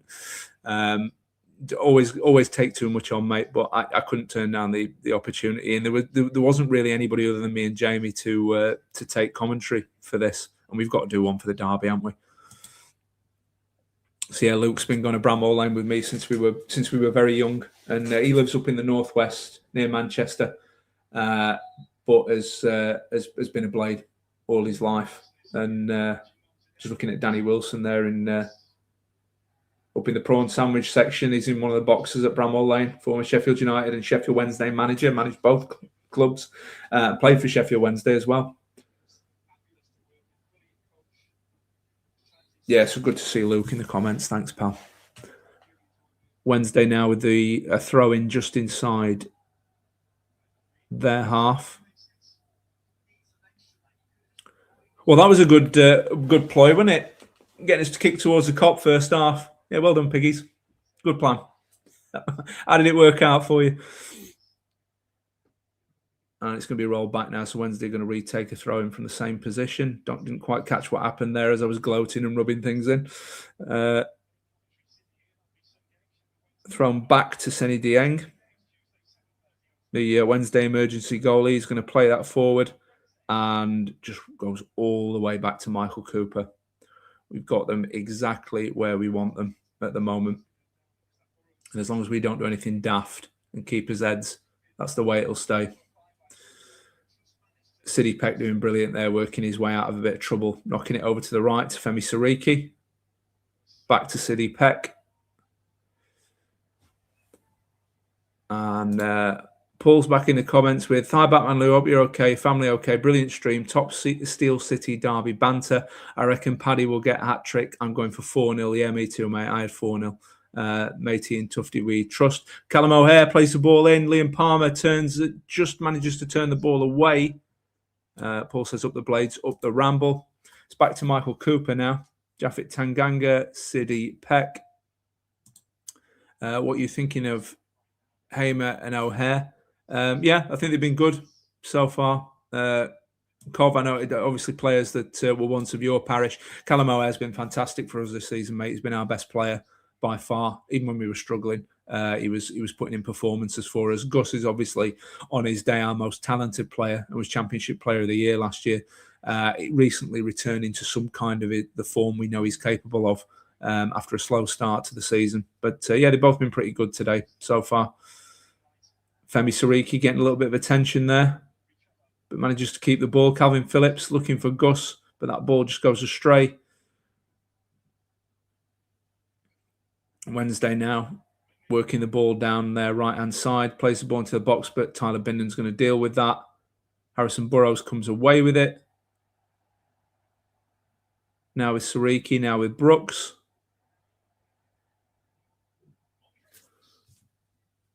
Sheila says, where was your misspent youth, Lou, assuming you're originally from Sheffield? Yes, I am, Sheila. So I was born in Nether Edge Hospital, not that far away from Bramall Lane. Somewhat ironically, I grew up my early years in Hillsborough, went to a school there and was the only Blade in the school. That was a tough upbringing, I can tell you. But I was always red and white. Me dad, my granddad, both Blades. My brothers, Luke in the comments now is we're all Blades, not a single Wednesdayite in the family. So yes, I grew up in Sheffield and I lived in Sheffield and went to school and studied there. Even went to university there until I was 21. And then I met my lovely wife on holiday, moved to Bristol, subsequently moved back to South Yorkshire and Sheffield, and then back down to the southwest again. So yeah, unfortunately, she just missed being at home, and I had to make the sacrifice. But I do get back to Sheffield as much as I can. I'm back on Wednesday. I'm going up for the Coventry game on Wednesday, and I'm going to QPR away on the Saturday as well. So I've got a double header next week. I usually get to about 6 or 7 games a season. If I can, maybe a few more at a push. But obviously, because of the distance, it makes it difficult. But yes, I am originally from Sheffield. I'm Sheffield born and bred and a diehard Blade. And Paul says, in Tufty, nearly we trust up the Blades, up the Ramble. My brother's back in with you. You're awesome, mate. You're made for this. John Motson in the making. Thank you, pal. We do have a Motson. We've got a Jord Motson. So I can't steal his title, mate, and I can't steal his sheepskin coat. And he is the king of commentary as well, and a good mate of mine. So, but yeah, I appreciate the compliment all the same, mate. And thank you for coming along to support us. I really appreciate it. Hope we don't just relax now. We want 3, 4, 5, 6. Agree, Liam. Put them to the sword now. I said I would have just taken a victory before this game to send them down, but now we're 2-0 up. I think let's put them to bed. I'll take 2-0 at half time. We can build on that.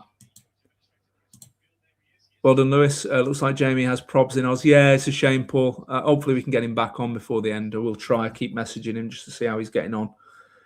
So hopefully power will be restored and Jamie can get back with us before the end of the game. He'll be gutted. He'll be really gutted because I know he was looking forward to this. Sky Blues coming for you. Yeah, Sky Blues on Wednesday, so I'll be there, mate. I'll be there. And I thought commentary were excellent against West Brom yesterday. I thought they were excellent against Borough as well. So returning to some of the form that we saw from you earlier in the season. And I do think you'll go up as champions. So tough test for us on Wednesday, but I'm looking forward to it. I think it'll be a good game. I hope Gaz is taking his missus to the commentary game. I don't think Gaz is there, Darren. I'm meeting up with Gaz before QPR. I'll be meeting him in London.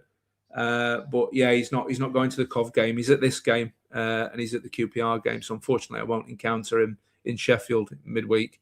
But again, he's down in Wiltshire. He's not a million miles away from me. Actually, we're probably about less than an hour apart where we live.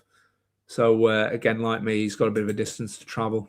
Jamie has just been attacked by a bat. I hope it's not one of yours, Lou. Yeah, one from the bat cave. So we are coming up towards half time, guys. I will disappear for a few seconds at half time, and it will be a few seconds just to check on everyone. So I hope you all don't mind. You will have an empty screen with just some football shirts in the background just for a few moments. But yeah, as I say, other responsibilities as well. I am very much juggling today. Cole says you should slam 6 past them, give them their biggest defeat this season. I hope so, mate. I really hope so. Henrik Pedersen and his assistant looking to see what they can do to change some things around. What can you do?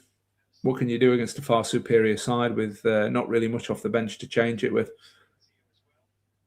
You've got to say it's a pretty thankless task for Henrik Pedersen, isn't it? Like, it's got to be the hardest job in the Football League, managing Wednesday at this level.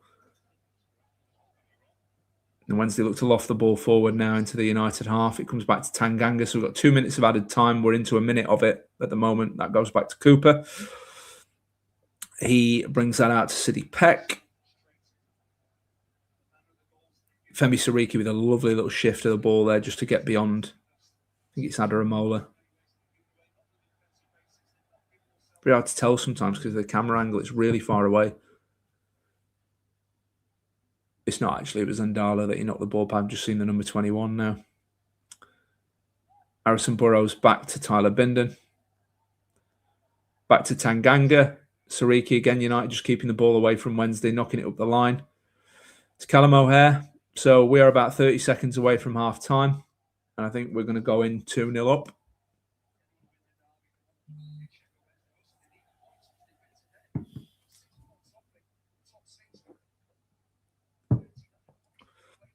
Hopefully we'll get Dingo Dumpling back on before the end of this. Wednesday with a throw. Andre Brooks. And it's half time. Half time at Bramall Lane. Sheffield United 2, Sheffield Wednesday 0. Goals from Patrick Bamford and Harrison Burrows separate the two teams. You've got to say it's been pretty commanding from Sheffield United. Maybe not as one-sided as the game at Hillsborough. Wednesday have made a game of it. They've tried to come forward. They've had a couple of efforts from distance. A couple of things might have broken in the box for them. But they've had nothing major. And yeah, the Wednesday fans in the away end, they're looking a little bit crestfallen. They can't have expected much, can they? But yeah, Sheffield United well in control of this one now. Going into half time. So I am going to go and check on my loved ones, guys. So if you'll bear with me just for a tick, I will be back in about 10-15 seconds. So I do apologise for being on my own. And I was hoping to have Jamie along for this just so I could have him as a buffer. But bear with me just a moment, guys.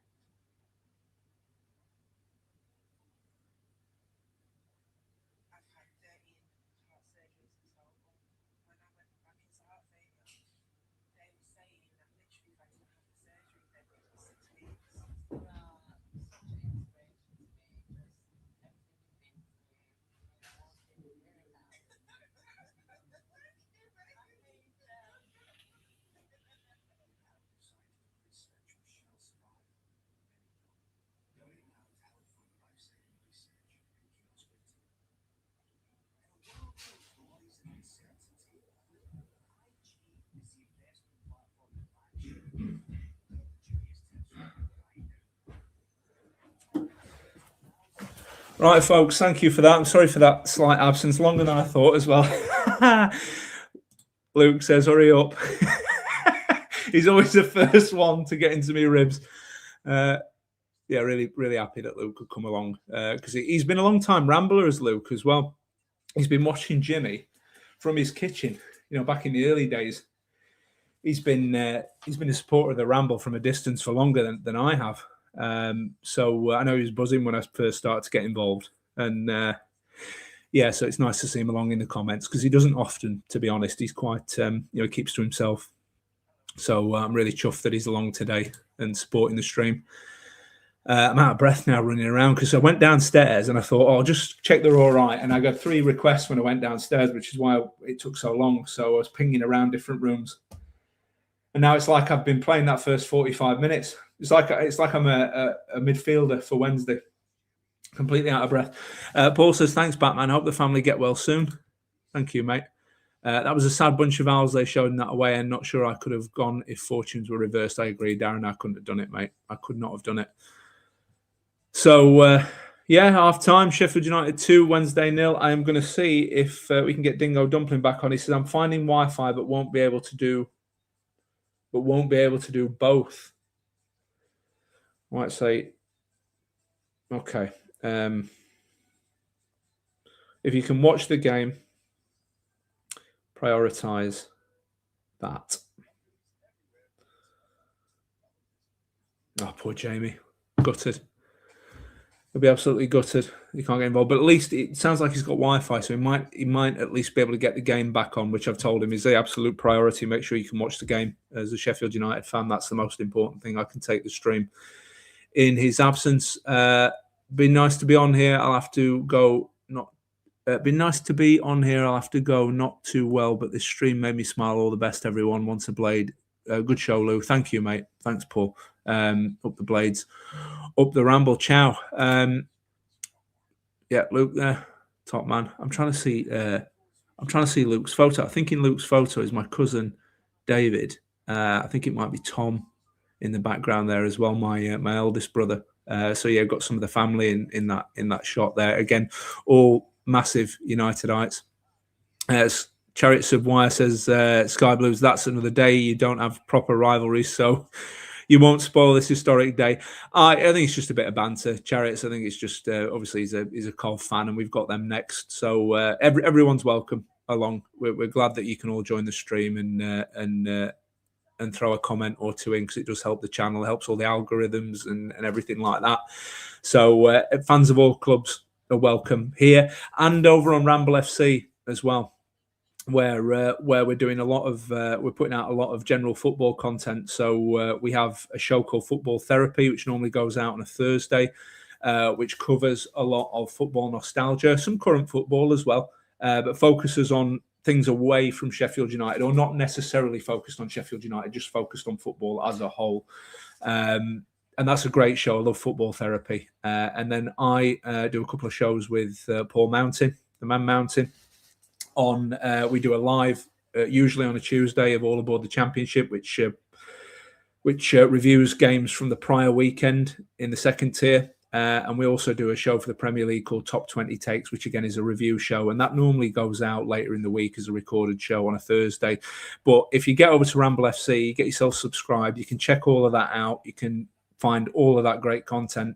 We do some other stuff on there. There is something a little bit special coming up next week as well. I won't spill the beans because it's a Jimmy idea and a Jimmy initiative. I will be involved, as will a few of the people that you normally see on stream, a few of the people that host the streams and present, like Dave the Nose and myself. And we'll have, I think Mark Meldrew will be there as well. We'll have one or two other people. I won't tell you what it is, but it's going to be something really good. It's going to go out on a Tuesday live. And there'll be a few of us together. So keep your eyes peeled for that. We'll be promoting that pretty soon. Just watching Harrison Burrows' goal there. What a strike into the near post. Absolutely searing effort from Harrison Burrows. The pass from Sidney Peck. Oh, my days. That pass into the channel there. I mean, that's the sort of thing that makes you realise Sidney Peck's going to attract a lot of attention from the Premier League. And a super strike from Harrison Burrows with the outside of his left foot. A goal we know he's capable of. and a goal that'll be remembered forever by Sheffield United fans, especially if we go on to win this game.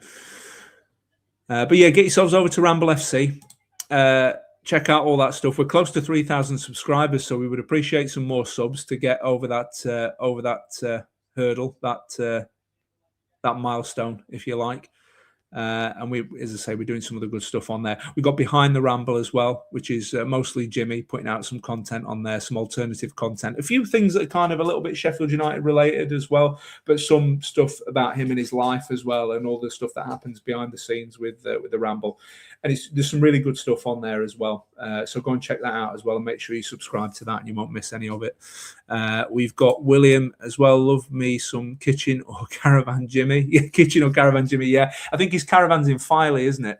Which is a nice part of the world. Some nice walks and a beach and all that. So yeah, we sometimes get treated to a stream from the caravan, don't we? Chef Paul says, anybody know the score? SUTV took my money and I can't get a stream here in Belgium. Typical. Sorry about that, mate. That's really unfortunate.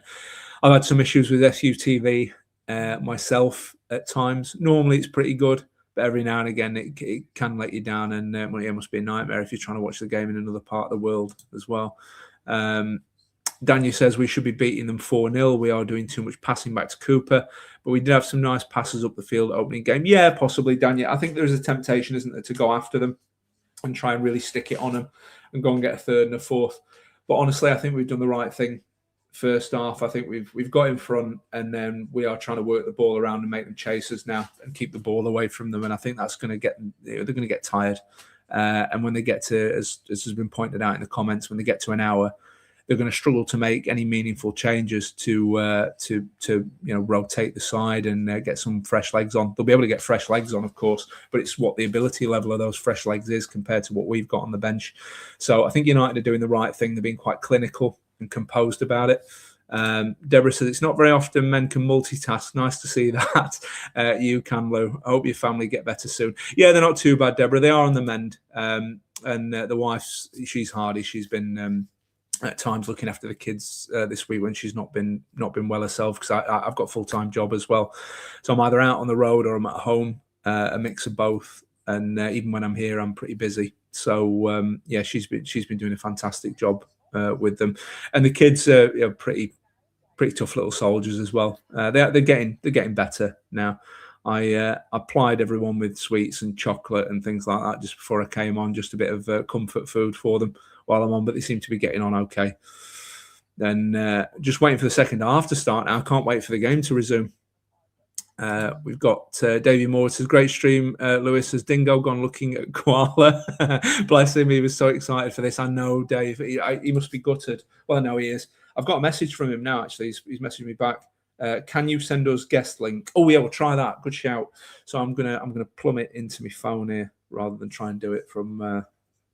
So let me just see if I can send Jamie a guest link for this, and he might be able to join us for the second half, which would be absolutely brilliant if you can. BM02. I better not read this out, actually, Ada. If I read the whole thing out, you'll all be joining, and then I'll have about what we got at the minute, 160 people, 164 people watching. You'll all be trying to get on screen. Okay, so that's gone out. So hopefully we'll get Jamie in as a guest. I've just sent him a link. I don't know what difference that makes, to be honest with you, because he's got his own login, but it doesn't matter. If we can get him back on, all the better. Yeah, so I'm just watching some ads at the moment. We should be starting the second half soon. But yeah, what a fantastic first half. I don't know if Wednesday look to make any changes at halftime. I don't know really what they can do. Be interesting to see what happens if we get 3 or 4 goals in front with Coventry in midweek. I mean, it is on a Wednesday, so we've got an extra day's rest. It's not a Saturday, Tuesday affair, although it's Sunday today, isn't it? So it kind of works out the same. So we've got another game in 3 days against the team that's leading the division. At 3-4-0, do we take our foot off the gas and start making changes? I'd have to say we've got some strong options on the bench. So even if we do make changes, it's not going to weaken the side significantly. I think if we get 3 or 4 goals in front, I would be tempted to take maybe 2 or 3 of our key men off and keep them nice and fresh for Cov in the week. I'm thinking Patrick Bamford. I'm thinking, perhaps Callum O'Hare. Difficult because Callum O'Hare does a fantastic job in games like this in that press. But we've got to think about the games coming up as well. I'm sure Chris Wilder knows what he needs to do, and he's got in his mind, how many minutes each of the players can do. We seem to be in pretty good shape at the moment with regards to fitness and conditioning. We've obviously still got 1 or 2 players out injured, or players coming back from injury. Gyro Riedewald obviously not in the squad today, and we've had Tom Davis missing for a while. But I think we're in a good place at the moment. We haven't got too many injuries. We haven't got too many players that have been struggling for minutes. Obviously, we need to get Joe Rothwell back. He's suspended still today. I think the final game of his suspension, I think me and Gaz were sat working it out on the stream the other day. Rothwell's going to be out for Coventry as well. That'll be the 3rd game of his ban. And then he'll be back for QPR away. So yeah, that'll be another body back in midfield, and an experienced player with good ability as well. Susan is in the chat. Hi, Susan. Great watch along. Thanks for doing this. Loved your celebrations, Blades. Yeah, I let myself go a little bit there, Susan. I'm normally a bit more composed, to be honest. On stream, I kind of dampen it down a little bit. Even when I did one with Mountain not long ago, United against Leicester, I was pretty jubilant when we scored, but I tried to just keep a lid on it. Very difficult when we're playing against Wednesday. 3 more goals, it's -50. Oh, Dave, don't rub it in. Don't rub it in. Thank you to everyone for joining us as well. And thank you for the comments, everyone. I can see we've got 170 people watching this at the moment, and we've held it pretty much that number or close to it for most of the stream. If you haven't already liked, please give us a like, because that really does help the stream as well, and it helps the channel. It gets more eyes on it. More comments, more likes. If you can hype it as well, because it's a hype button. I don't know whether you can do that during or after, but have a look. And please do make sure you subscribed as well, because there's loads of great content on Blades Ramble, on Ramble FC, as I said, on Behind the Ramble, so don't miss out on any of it. And it looks like we're about to start the second half, so it's come back now, and there are players on the pitch. Certainly seen the Wednesday players out there. Looks like they may have come out first, unless I'm mistaken. They haven't panned to the United half yet.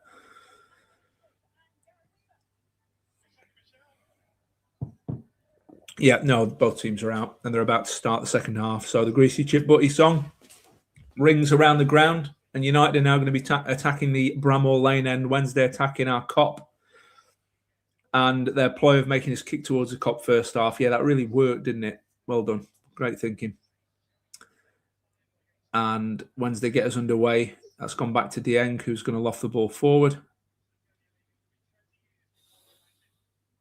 It's now back with Otigbayo on halfway, who lofts a high ball towards the United penalty area. Tanganga's going to get to that and clear it. McNeil has the ball now over to Liam Palmer on the right. Wednesday trying to have a go at the start of the second half. McNeil plays the ball back to Ingleson. It looks like we've got Jamie Dumpling back. So, yes. It looks like he's logged in as well. Jamie, can you hear me? I can hear you. Can you hear me? I can. I can't see you. I know. I'm figuring that out. Is it still? Are you still in darkness, or have you got any light at all, or is it just the? Hang on. Let me drop out, and I'll try something. So we've almost got Jamie Dumpling back. Hopefully we'll get a visual of him. He might just be back in time for the second half. And Sariki knocks the ball back now towards Cooper. Cooper lofts it forward on his left foot. Bamford brings that down really nicely. And referee's going to stop play for something here. I'm not sure.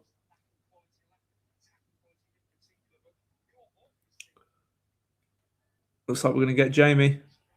Are we going to get him? Come on, Jamie Dumpling. Yes! He's back! Like Lazarus. He's back. Do you know what? That's a greater comeback than Wednesday surviving relegation this season. Fantastic. There we go. I am sweating. I had to go to a completely different area because the signal just weren't picking up in the area I'm in. It now is, because the power back on. We had a complete power cut in the whole area, by the way. Everyone went, not just this house. So ran to a different area. Didn't see the second goal only. I've seen it back now. Great goal. Great pass from Sadiq. Gus See people saying should have got sent off. Now, what we're going to say, yeah. And then I checked the website for Power Cut half time. This area had gone. So I ran back for half time. Well done, mate. I'm glad we've been. I kept mentioning it on stream. We were praying you could get back on before the end of the game. You're just in time because the second half's only just started, and United get the ball now with Gus. Oh, it's a great ball forward. Oh, just a bit too much on it. Evades. In fact, let's get synced up. So, in fact, let me just refresh my stream, and then it's not behind. Right, I'm at 47:53, 4, 5, Bang on. 6. Bang on. We're exactly the same. Mate, I'm sweating like no tomorrow. It's ridiculous.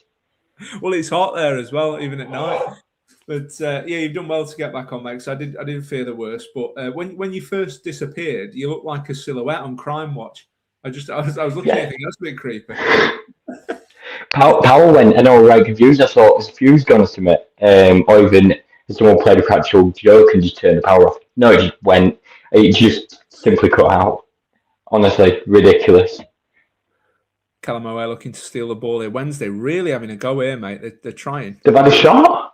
They've had a shot, and it's squirmed its way towards Michael Cooper. Oh, Harrison Burrows loses the ball there. Calvin Phillips looks like he's going to step in. Hang on. What was wrong with that challenge? Oh my goodness. Calvin Phillips sent off at the start. What for? You couldn't make it up, could you? You couldn't make it up. I'm always 2-0 up. Well, we're 2-0 up now, but we've got to play the rest of this game with a man down. And we'll manage. Oh, stupid. Yeah, it's a poor challenge. What is Calvin Phillips thinking there? He plays it. Someone of that experience, you would think, knew better. Oh, God, it's stood straight at leg.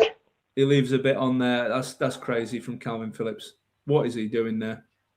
What a moron. At least Rothwell's back next game. Well, he's back QPR. He misses commentary, so it's probably going to be hard. But I don't know what he's thinking. I don't know what he's thinking there. I'm sorry, but I know I've played enough football and watched enough football. I know when a player's deliberately leaving his foot in. I could see it. You could see the body language. He leaves his foot in.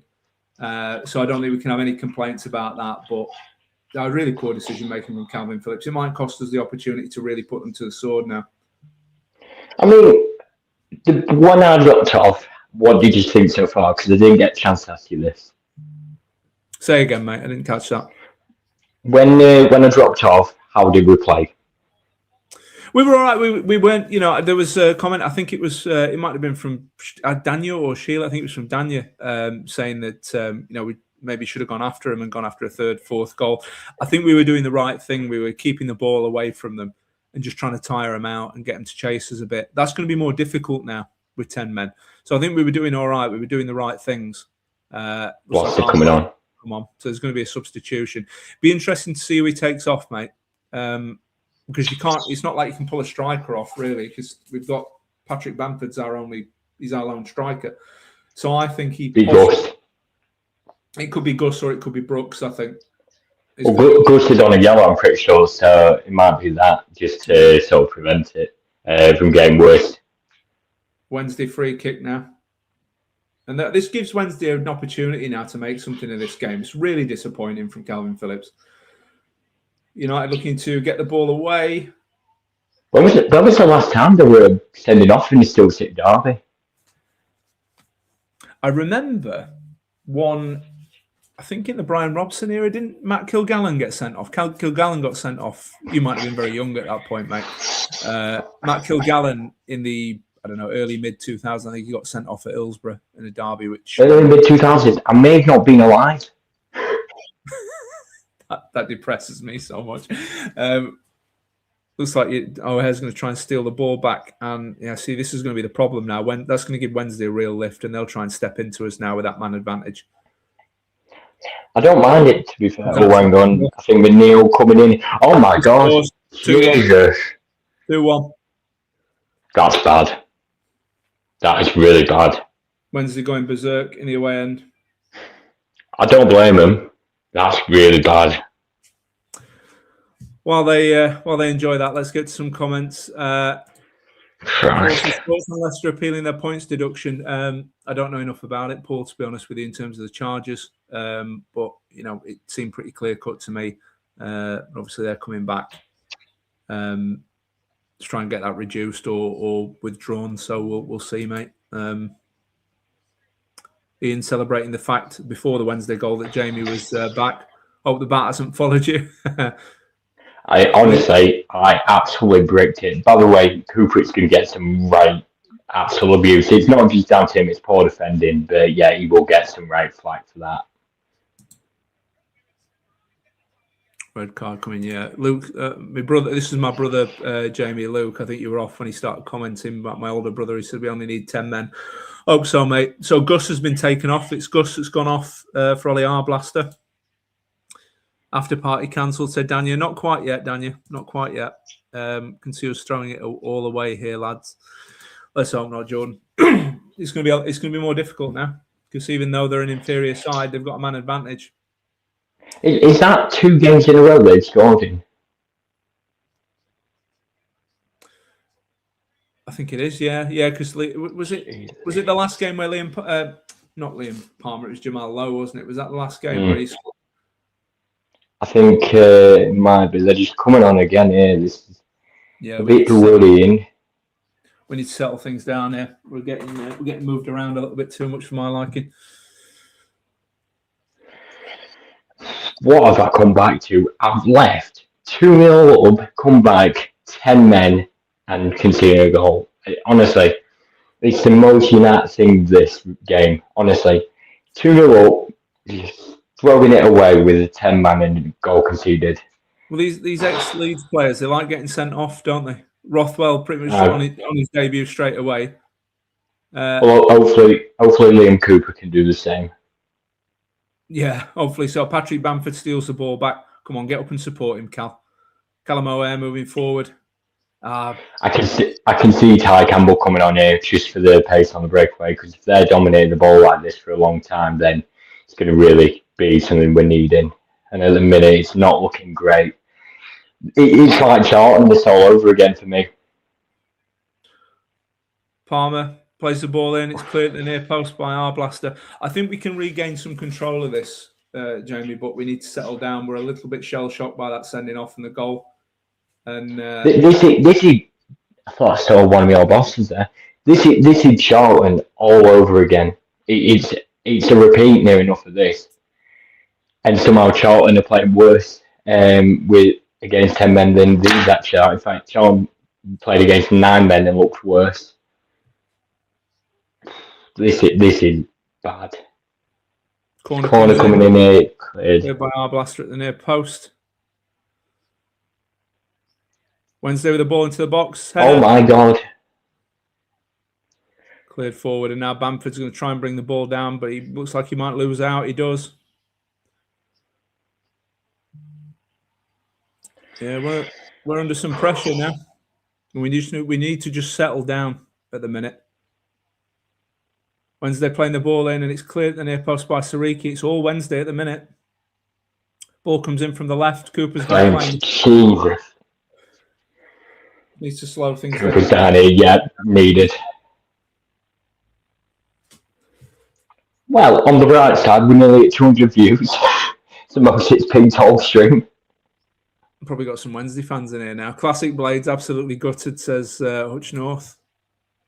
Paul says, Jamie, can you have another blackout so we can reverse the match?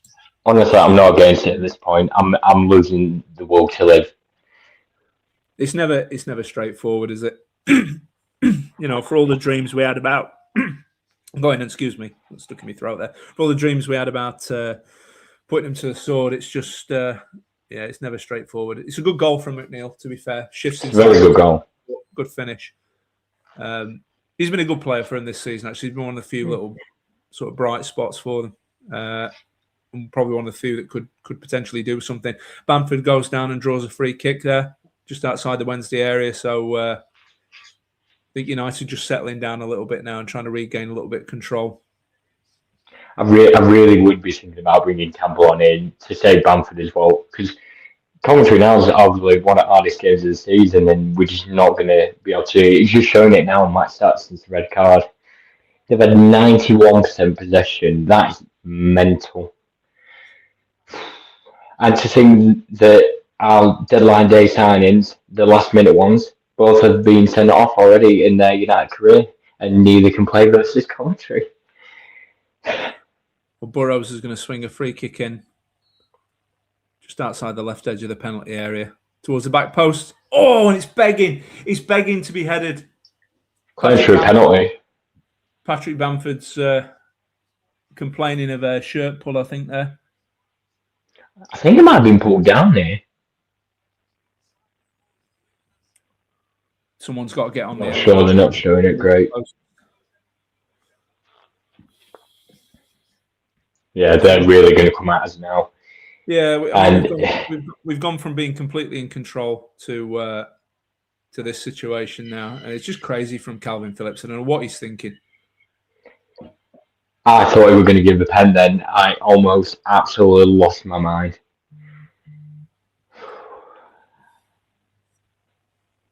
Honestly, I'm quite glad I'm not there, actually. Being real, if we were there, I think I would have genuinely been in tears if it carries on like this. Ingleson's going to take a corner for Wednesday.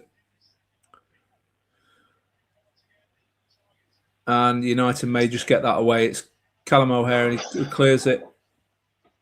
Yeah, it doesn't look great at the moment. It does not look great. We need to try and regain some control of this game. Steve Hines says, great recruitment, Mr. Wilder. Red card United, yeah. We had Patrick Bamford sent off for a dive against Ipswich. We had Rothwell sent off against Borough on his debut. And Calvin Phillips in the derby. So, the Leeds recruits. I mean, I still hold out hope for all three of them. And Bamford's been great for most of his time here. But, yeah, the record on discipline's not great, is it? What Phillips? You can take the man out of Leeds United, but you can't take the Leeds United out of the man. No. I don't know what he's thinking though, Jamie. And as I said, I've played enough and watched enough football to know he's left his foot in there deliberately. And you can see the mark on Ingleson's knee as well. Just absolutely mindless. Does not need to do it. We're 2-0 up in the game. And now he's put us in a situation where we're going to be under pressure against a really poor side as well. But a poor side that will take advantage of having a man more than we have. It's really frustrating. Just poor discipline from us. And it's been something that we've seen at times this season as well. Just needless red cards. Samare, Tanganga. Oh, Bamford's just been flattened. Absolutely body checked by Liam Palmer. What's the ref on about doing like that? What's that even about? I think Liam Palmer was giving a bit of lip back to the referee there. Bamford on the replay has made the most of that. It wasn't as bad as at first look. Bamford's got a forearm in the up to the top of his chest here, and he's gone down. Looked worse in real time. But he's raised his arms. It's definitely a free kick, so I don't know what he's complaining about. Looks like Kiana Hoover's coming on. Who for, I'm not sure. Ty Campbell as well. So it looks like it might be a change of shape, mate, because I don't necessarily think he'll take Sariki off. He might double up on that side. I've got a theory he may go farther back, potentially. Or ropes off and potentially, it's just missed over on that free kick, potentially even stick Sariki at right wing and then maybe go from there. I don't know. The formation is going to be a massive just confusion for everyone, to be fair, at the minute. It'll be interesting to see how it goes. I think it's definitely a good time to make changes, though, because with the man advantage now, it's us that are going to start to get tired legs rather than Wednesday. They've got a little bit of a spring in their step now, and we're going to be chasing around a little bit more. So, again, I still think we can regain control of this, but I think the fresh legs will help. I think going into the game, if the scoreline stays like this, you think, what has happened there? That's disappointing. Not only concede them, but it only be a 1-goal lead and only score 2. But for me, the red card's throwing a complete different question into the game. Yeah. I'm sorry, I should update the score as well. I was in denial. I think I didn't want to put it on there, but let's get it changed in the interest of fairness.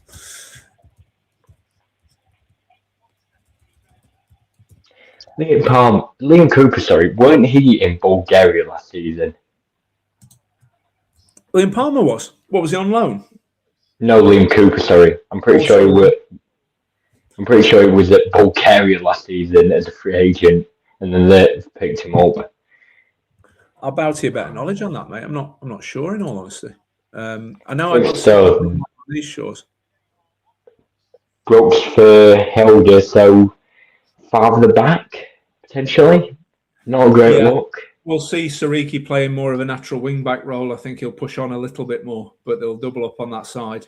Bamford looks like coming off for Ty Campbell. Yeah, I think they're good changes, to be fair, at this stage. Oh,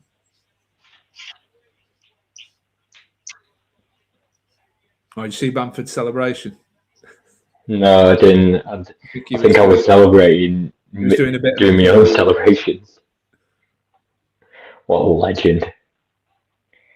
It will be interesting, though. Will we keep the same formation, or will we go farther back? Because Sariki can probably play right wing, but I think Hove is known for playing centre half as well if needed. So just interesting shape. We are playing on here. It's just out for a goal kick is poor again. I think Ty Campbell's first impact's not gone great, but to be fair, a player like him who's got a goal scoring record against Leeds is probably a match made in heaven just for us to try and push on here. Well, Tyrese Campbell is a man that we know as often turns up in these Sheffield derbies, but he's been effective in all of the ones he's played in. Callum O'Hare fouled just before halfway by McNeil. How many bookings has there been so far?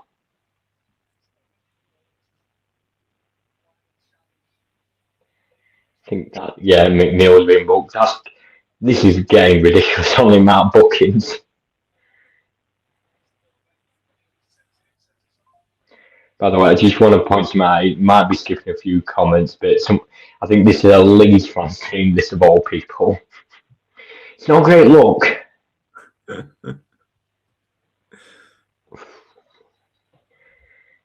I don't think it's a good signing that neither of us are saying much at the minute. He's certainly finished for today. I don't think he's finished as a player necessarily. I still think he has plenty to offer, but he's not going to be able to offer it if he makes crazy challenges like that. It was so needless. I don't mean to harp on about it, but we're 2-0 up. We're in control of the game. It doesn't need to be made. What is he thinking? I really don't understand what he's thinking. And played into their hands now. They can't believe their luck Wednesday. Honestly, I'm pretty sure I've just seen a bit small pig in there. That's their day made. That's pretty much all they were asking for, just a bit of effort and someone to score. And somehow they're playing better than they did when they played at Hillsborough with a better squad. Jesus.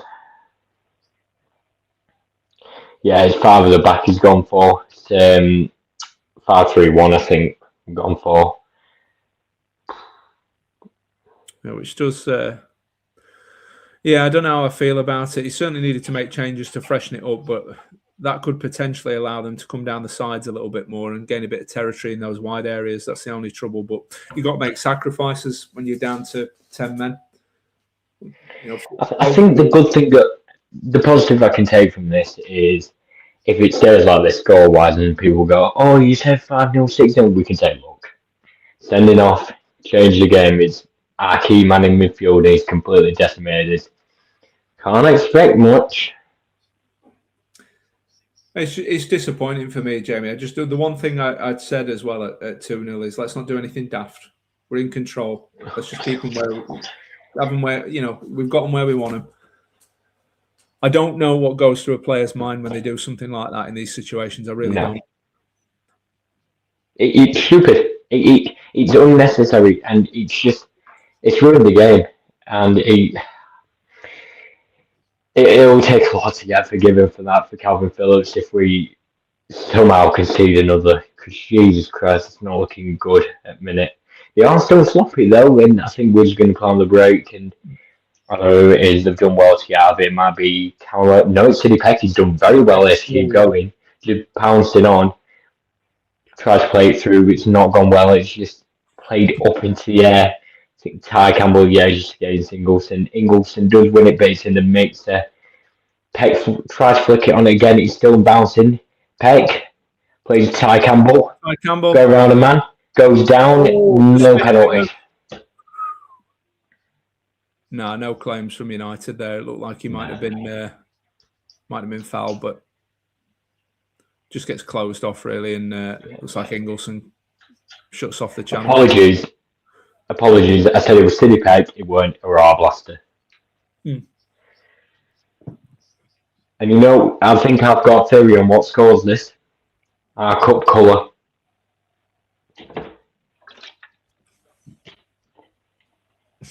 Our fault. It is. And Harrison Burrows is going to look to clear that. Looks like a foul on Callum O'Hare, but the referee's going to play advantage. It's Ty Campbell now bringing the ball down. Callum O'Hare. And Harrison Burrows now on the left. United just looking to try and regain a little bit of control. I think this will go down as possibly the strangest Hull City derby in history. Not only was it strange going into the game because of both club situations, but you've then got that situation taken into account and a sending off, a goal, the fastest ever goal, potentially these lots still going down and then dominating. Now, honestly, I've never seen all like this when it comes to a derby of any kind, really. Sort of, it's one of a kind. That's why we love it. It is, and it's almost never straightforward. I mean, I think the 3-0 at Hillsborough earlier in the season was the most straightforward derby I've ever seen. It was certainly one of the most dominant I've seen, and certainly the most dominant scoreline away in a derby. We've got, if I can get to the comments, we are top of the league for red cards, says Steve. Liam says his daft red cards have got stopped. Hope Gyro's back for Coventry. Me too, mate. It was dirty. I think he'll be forced. Because he's not going to play Samari and he won't want to play our blaster with him. No. Burrows clears the ball from the left-back position. Now comes back to Palmer. Burrows gets in the way of his pass, though. On by our blaster to Ty Campbell. He flicks it on towards Callum O'Hare, towards halfway. It's become really bitty and scrappy now, this game. Have you got sound on by any chance? Say again? Have you got sound on from the actual game? A little bit. It's low. What's the atmosphere like? Because mine's on mute at the minute. Does look like it's gone a little bit, slightly more flat. It's gone a little bit quiet. I think there's obviously some concern in Bramall Lane at the moment. A game that we were just completely on top of now is thrown into question. And I see Chris Wilder and Alan Mill just having a chat in the technical area. They're wondering about what their next move is going to be, or whether they keep things the same. I think the changes did make some sense, but Harrison Burrows brings us down now. Looks to knock it down the line towards time. We'll get after that. If you want something that'll make you laugh, I messaged you Wednesday. He was at the game, and I said to him, if it makes you feel any better, and bear in mind this was at 2-0, I said to him, I can't get the game up, and he just said, good.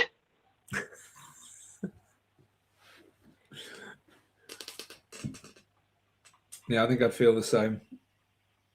If the boot was on the we've got a bit of a confession there. Liam just saying, it's my fault, lads. I was getting me ready half time. Stop. He's already dead. Oops. Yeah. What are you thinking, mate? So I was saying yesterday, I was confident coming into this, but everyone's got a puncher's chance, and things can happen in a game as well. Variables get thrown in. And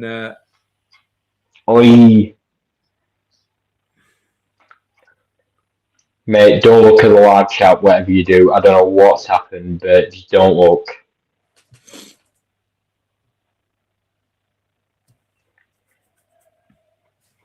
United, and I'm not looking either because I can't tell whether it's potentially something to do with us or something to do with them. Because we're at a corner a minute. If it's for them, it could be a counter. If it's for us, it's a goal from a corner. If that's what's happened, I don't know. It's not giving me a very just don't look, and I'm not looking at the minute either. I blacked out with the hand. If it were a goal for them, it'd be. It means I'm well behind. I can't be that far behind. Well, we're in sync, but these are people that have got terrestrial TV on, so who knows? Please. We haven't scored from a set piece in a while as well. I've noticed we had a run of just really good ones, then we've just not got any. Well, Peck's going to swing one in here. And keeper has to punch that out on the line. Nothing has happened yet. Michael Brown just confirming it. I don't know what they're about. Just Ellis Brawl saying no, and then Michael Brown confirming it with nothing happened. Mate, you nearly had my hopes up there. You absolutely just decimated any hopes I had there. I can't take it. We've gone from a situation where we were looking to build on that 2-0 and try and really put them to bed, and now we're just hoping we can see this out now, which is just ridiculous, absolutely ridiculous. From a tackle that didn't need to be. Well, it wasn't even a tackle. He played the ball and then left his foot in. It just didn't need to do it. The thoughts going into this game were goal difference builder, Derby Day scoring record. Thanks, Calvin Phillips. You've really done us an absolute service. What a player, Agent Calvin Phillips. I hope he gets an absolute rollicking after the match, because he did not need to do that. It's not like Rothwell's where you could say he's trying to make a difference. No, that which is not needed. I expect better from an experienced player as well, Jamie. You know, if that had been one of our younger players, kind of half understand. This is an experienced pro that's played at the top level. Like, use your head, mate. If it was someone like Sariki that just completely missed it, then you can see how we may have come to that. You won't be happy, but you could see it. Calvin Phillips is Premier League experience. The man got to the Euro final. He was part of a treble-winning squad. See, what happens as well in this situation is they know we're a man down, so we have naturally gone more narrow at the front end of our formation, which makes sense in a game like this. But it then allows Wednesday, albeit they're inferior in terms of ability, it allows them to go more expansive, and it opens the game out for them, and they can do that with a bit more comfort and security. I think we have just gone to 4-4-1 again, moving away from the far of the back. I'm not sure who's at right wing and who's at right back, but he definitely looks like that because everyone's pushing up. Borough's just trying to play it in ages, misses the ball, and it's cleared out. I think Bender's trying to win it. He just plays it to Peck, out to Burrows, plays in the middle, and whoever's there just gets taken down. Sariki trying to win it here, unlucky bit forward back to R-What's2, plays it out to the right wing. I'm not sure who's there. I think that's Sidney Peck trying to beat his man, shot blocked, falls out of the edge of the box again, and it's just cleared. It's just going for a counter now for Wednesday. There's probably a men back, but yeah, they've gone back again, so it's calmed it down. Well, we've regained a little bit of composure and control, at least, but it's just so disappointing. It could have been much more. This. I will not be surprised if the score stays as it is. When they do come on a good save by Cooper, but it's offside. Nadal just tries to break through, but it's a poor shot anyways. Calvin Phillips, I will be coming to your house when I get back and making a few. In fact, no, I'm not going to say what I'm going to say because it's probably not suitable. I think Liam Cooper's down here. In fact, they've got two players down here. He's joking. Yeah, they've got two players down here, and to be fair, with the score the way it is, and with their injury record, I would not be surprised if they're actually injured. And please do, because it just at least makes it up. It's nothing personal against the people. It's just business. Yeah, just watching this back now. So we got, it looks like he pulled up a little bit early. While he was struggling. And the ball got played across. He's injured himself by passing the ball. So is Lane Cooper. Well, Cooper's Jesus. gone. So this is the problem that Wednesday have got, because obviously they've got a lot of players that are having to play every minute of every game pretty much, because they haven't got a lot they can bring off the bench. And this is what we were talking about earlier. It's not just about tiredness. It's about the fact that if these players go down, what do they do? And they're going to go down with these stress-related muscle injuries because they're just playing all the time. They haven't got a lot to call upon. I just had to bring this up. I couldn't put it better myself. Should have been a nice day, Calvin Phillips. Hold my beer. Yeah. We need to have a look at our dressing room in the summer, guys. I'm sorry, but Calvin Phillips is a very good footballer. I was happy when we signed him. I was excited. And look, I'm not saying let's not play him again. You know, he's going to be an important player for us between now and the end of the season, hopefully. But we've got to have a bit more discipline and use our heads a little bit more and be a little bit more together. You know, he's got to think about his teammates there when he's leaving his foot in and putting, stamping down on Engleson. Like, come on, mate. You know, he's now put his teammates in a difficult situation. I think we need to address the squad in the summer, make some more changes, and think about having a. I'm really disappointed with that. I feel really let down by Calvin Phillips with that. You've got someone like Liam Brewster, who's not had a great time at the club, scores and makes up for everything. And Calvin Phillips, who's been here for 5 minutes and immediately just put himself in the bad books. But it looks like Liam Cooper's coming off injured now. The other guy, I'm not sure how to pronounce his name. I think he's coming off here. I think Ugbo's coming on. So 3 at the back. Ugbo has not scored in forever. It's not someone that you'd want to see coming on. Christ, it looks very different as well nowadays. They used to have dreads. I'm pretty sure he just shaved it all off. You either do want to see him coming on or you don't, depending on what way you're thinking at this moment in time. He hasn't scored in forever. Oh, what? Yeah. Now, honestly, they've got Jerry Yates on. I think that says how good their attacking things are. The only good players they've got going forward is McNeil and that other bloke, that Nadal, and I'm pretty sure he gave away the goal for Patrick Bamford. The ball's not forward, and it's going to come all the way back to Ingleson. Tyrese Campbell does really well there to nudge Ingleson off the ball, wins the ball back, and it's back to our blaster into Peck. Poor touch from Tiddy Peck. Is my mic all right, by the way? Because I know we were quiet earlier on today. Yeah, volume's fine, mate. Seems okay. Oh, yeah, it stayed the same as it were. Sound. I've got to say, Jamie, I know some people like me kind of hate the Sheffield derby. Some people love it. I don't think they'll be back for a while Wednesday. And to be honest with you, I'm glad about that because these occasions are just too stressful for me. Even today, when it should have been straightforward, stressful again. It's never straightforward, and they're just an added pressure and distraction for me. So some people might miss it. I won't, quite honestly. I get excited about it when it's upon us, but I don't know. They're just always a level of these games. Yeah, just got someone in the in the comments saying always stressful. Yeah, too right.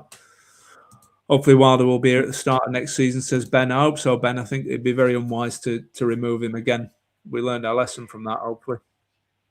Yeah, they definitely. If they remove him again, they should really have a good look at themselves. And I think if Steve Bettis does another one of them interviews, I think it'll be a really.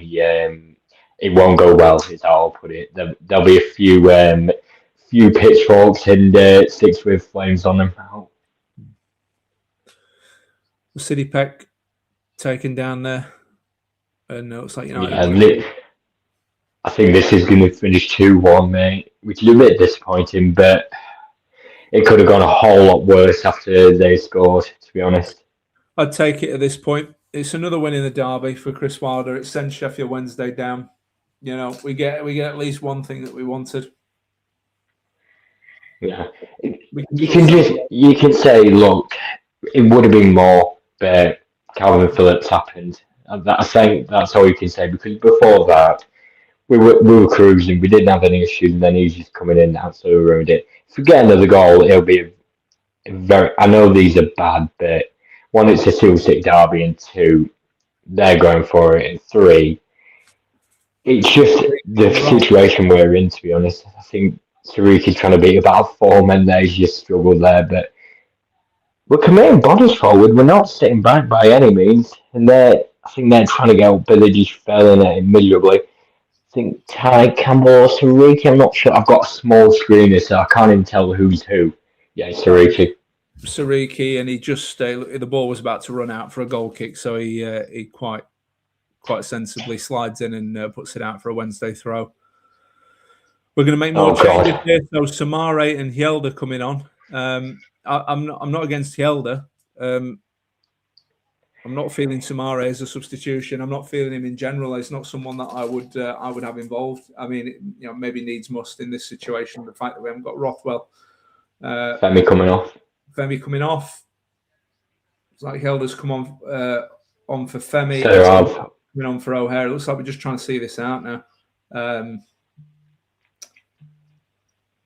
So Burrows at left wing. They might have gone back to it, or they've shuffled it across. So maybe now they've pushed Kana over a bit further forward. Tanganga, Bindon move across. Hjelde goes into left centre back, and Burrows. Now it'll be 5-3-1 because you got a flat midfield three of Arblas, Peck, and Samari now. And then Hjelde. I think Hjelde's left centre back in a 5. Yeah, it will be. Yeah. The thing is, that's quite a strong 5 at the back, to be honest. If we ever do need to still play that formation again, I will be very interested while there's post-match presser after this. I do want to hear what he's thinking about that. But Samari, we keep saying he's played his last game, and then it just seems to creep in. If only Gyro were fit enough to do 10 minutes. Well, Gyro's hopefully on his way back. I know he's not too far away. We were hoping he might be back to have some involvement in this. Clearly, it was a bit too soon for him. The team must. Lowe's dive there. No more parachute money. Yeah, possibly Soren, but Wilder tends to work very well with a low budget, I find. So I'm not too worried as long as we can keep the core together. Jordan says second red card incoming with Samare. Jordan, don't, mate. Honestly, I can't. The art can't take it at the minute. And Wednesday coming forward now on the left. It's laid back. We're going to have a shot well over the bar from McNeil. It just seems it's out now. You know what? Of course, I'd take a win in the Sheffield derby, and it sends Wednesday down, of course. But just what an anticlimax! All because of one player and a daft decision. I tell you what, never mind Chris Wilder. If I'm his teammate, I don't care who he is or where he's come from or what his reputation is. I'd be right in that changing room after this. I'd be right in his face. What were you thinking, you muppet? You'll have, I think, the players that are like Born Blades, someone like Broad, Tarblaster, City Peck even, I think they will really be able to go because they know how much the derby means. I mean, City's not a Born Blade, but at this point, he is the Blade. I mean, even Tanganga will absolutely hammer it. Yeah. Well, he can claim his innocence, Phillips, and go like this all he wants. I've seen it a million times. He left his foot in there and he did it deliberately. And the referee's seen it because it was obvious. It was very clear. Mindless. Absolutely mindless. I'm so angry with him, Jamie. I'm so angry because we were so in front of things. We were so in control. We'd have won this game 3-4, 5-0 if he'd have stayed on. Is this the 10-year anniversary as well since they last scored in a derby? I think it might be. I'm trying to remember when the last 4-2. Was it? Yeah, correct. And in this game, you've gone from one of the best Wednesday teams in the last decade to one of the worst. That's when the goals are happening. I think Jerry Yates, Adam Ramola is coming on off, and Moses, who I've got no idea, is coming on, along with Fuzzieri, who's actually a very good player. He for me, he will definitely leave Wednesday, but he's actually quite a decent player. He does seem to have been one of the ones that's kind of held himself up respectably for him this season. Sheila says Tanganga will definitely have words. I hope so, Sheila. If I was Jaff, I'd be having words. I'd love to be a fly on the wall in that dressing room at full time, just to hear what's being said. Well, look, if United can hold out and go on and win this, I don't want it to, as Wednesday come forward here with another attack. If they can hold out and win it, I don't want it to dampen celebrations. No. It would still be a derby win, or Wednesday coming forward again here. Coops has got to come and get that. Whoa. I'm pretty sure Tanganga got fouled. It's just because of that, Coops just weren't able to grab the ball. Yeah. Oh, it's not looking great. But if we can hold out and win it, I wouldn't want it to dampen the day for everyone. It's still a derby victory, and it's still a day where we send Sheffield Wednesday down. But yeah, there would be some words. There'd be some words, and then it'd be put to bed, and we'd move on. That would be the way I would handle it if I'm the captain. But long throw from England. Easy claim from Cooper. Try and counter to settle the game down and just cement it. And then we can see 3 goals again a hit late. Yeah, take your time, Coops. Honestly, I'd be going for another one. I wouldn't throw a kitchen sink at it, but I'd be going for another. I won't sit in because that just invites pressure on us and we don't cope well with it. Well, Cooper's lofted it all the way over to Dieng there, and now Wednesday can bring it back out again. So we just give him possession back to him, really. Wednesday just inside their half now, just working their way over halfway. And we're coming up to the 90th minute of the game. Wednesday now with the ball on the left with Ingleson. He's going to swing one in. Headed out by Tanganga. It's out onto the edge of the area. Jamal I don't like this. Over to McNeil. He puts one in low. Clear it. Jesus. Crucial interception from Arbalaster. Ty Campbell with a really clever drawing of a foul there from... Yeah. It's a red card for Sheffield Wednesday. Otig Bayo. Oh, thank God for that. Campbell, that should help a little bit. Ty Campbell involved again. My brother, you make me laugh, Lou. You remind me of when I was ripping doors off in house and throwing them on the fire. We would be right, pal. We only need 10 men. Luke is referring to... Luke didn't actually do that, just to let everyone know. He's referring to Ripping Yarns and Golden Gordon, if anybody's familiar with it. Michael Palin, when he was a beleaguered fan of Barnstone with United, and he was kicking off after every defeat, coming home, ripping the doors off and throwing them on the fire and throwing clocks through the window. And me and him always used to laugh about that with my dad and my other brothers. Used to sit and have a right laugh at that. It was loosely based on Sheffield United because Barnstone was played in red and white stripes. Palin being a Blades fan, obviously. I'm sure a lot of Blades are familiar with this, but not everyone is. And it's well before my time, never mind Jamie's time. Always going to end 10v10. Totally agree, Luke. Calvin Phillips was out of order. Yeah, he was, Paul, and I'm going to stop talking about it now. I've harped on about it a bit, to be fair, mate, and I've got to let it go. I think this... 7 minutes of added time, Jamie. I think that secures the win. I think if it carried on with 7 minutes, I'd be quite worried, but I think it just probably settles the game down. Whether it's 8-1 or we tend to get another, I don't know, but I don't think with us having the same number of players, I can really see it be just as cruising now. It shouldn't be an issue. It's not a great player quality having someone like Samari on, and I can see like Burrow's probably pushing up now to more of a left wing role than left wing back. But it's still not ideal. My question to you is, who do we play at left back versus Coventry? Because obviously it's not a full weekend turnaround. I'd just stick with Burrows, mate. I know he's had to play a full 90 here. I think that's the problem we've got now against Cov. We've had a lot of players that couldn't be necessarily rotated out in this game, where we should have been well in control. And yeah, it's a good question. Maybe we play Gelder.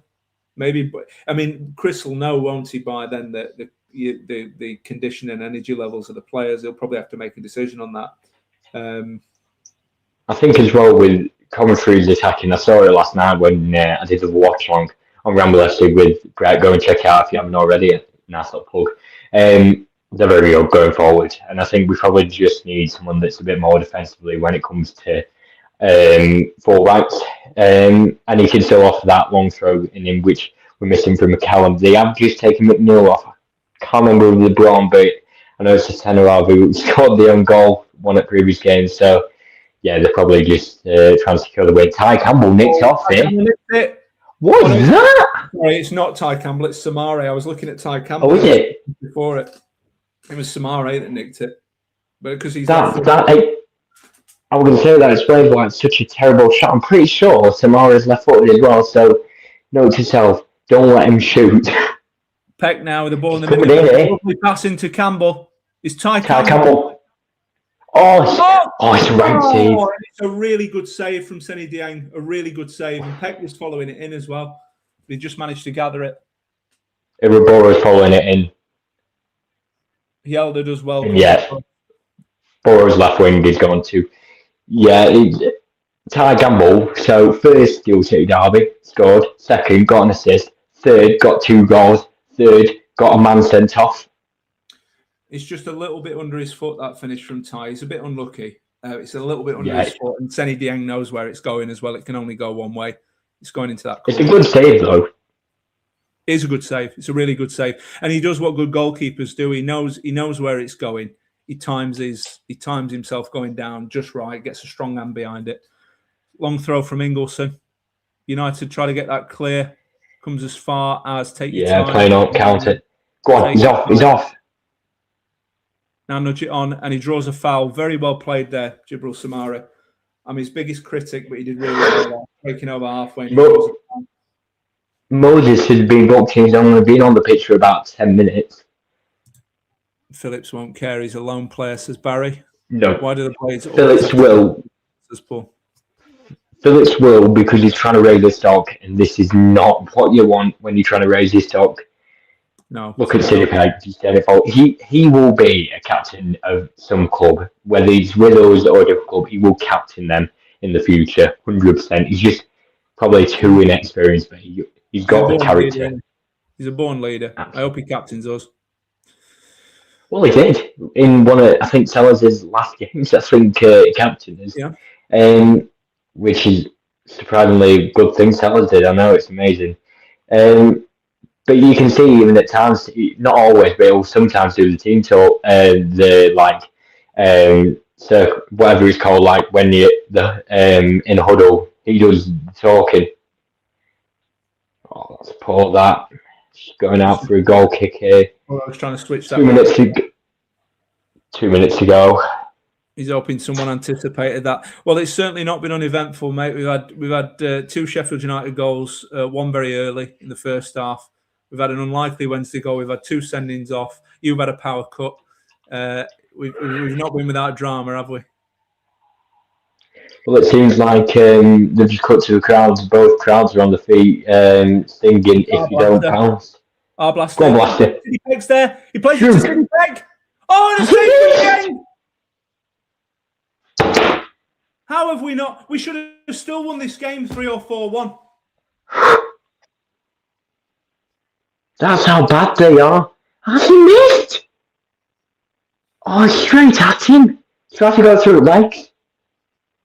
It's always easy in hindsight, I suppose. And I would have put that into the roof of the net from there. Always easy in hindsight. In the moment, it's more difficult, I suppose. But Ty Campbell's looking to get on the end of this Wednesday. Just back to Dieng. Look to come forward again with the ball. Oh, Samara's done very really well there. Well done, Samare. Well done. Burrows. Over to Burrows on the left inside the Wednesday areas to Campbell. Campbell shoots. Blocked. Selfish. Yeah, they've seen the ball. United have got to throw in now deep inside the Wednesday half. They have got to take an age to throw this. Stuff a third goal. Just get it over the line. Get the win over the line. We're looking like the team we did before Phillips got sent off. Just absolutely hammering them. And I think that just shows the level. Even someone like Samara is absolutely murdering them. And he's, to put it simply, poor. And he's gone out for a corner, I think. Yeah, Ty Campbell's got to corner late on. He's done very well there. I think that'll be enough. And you've got to say Chris Wilder's done really well tactically here. The changes that he made secured this win. And if I see David Webster saying about it's Wilder's fault Phillips got sent off, you can get a grip, mate. Because I'm sorry, he's not playing FIFA. He can't control a player. If he does, like, just get sent off at last. We're trying to protect in the corner. I'd just go for another if it were me. I don't know why we're time wasted. We can get another goal, I think. There we go, full time. It's full time. It finishes Sheffield United 2, Sheffield Wednesday 1.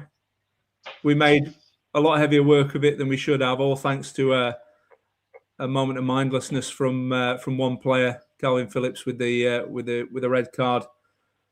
But United see it over the line, and quite famously, we relegate Sheffield Wednesday to League One. And no matter what they want to say about how courageous their performance was, and how it's kicking off. Before kicking off here, Tanganga and Ingleson. No matter what they want to say, we relegated you. We're going to League One. We'll see you whenever. We'll see you whenever. Ta-ra. Goodbye. Enjoy League One. Enjoy the pub league.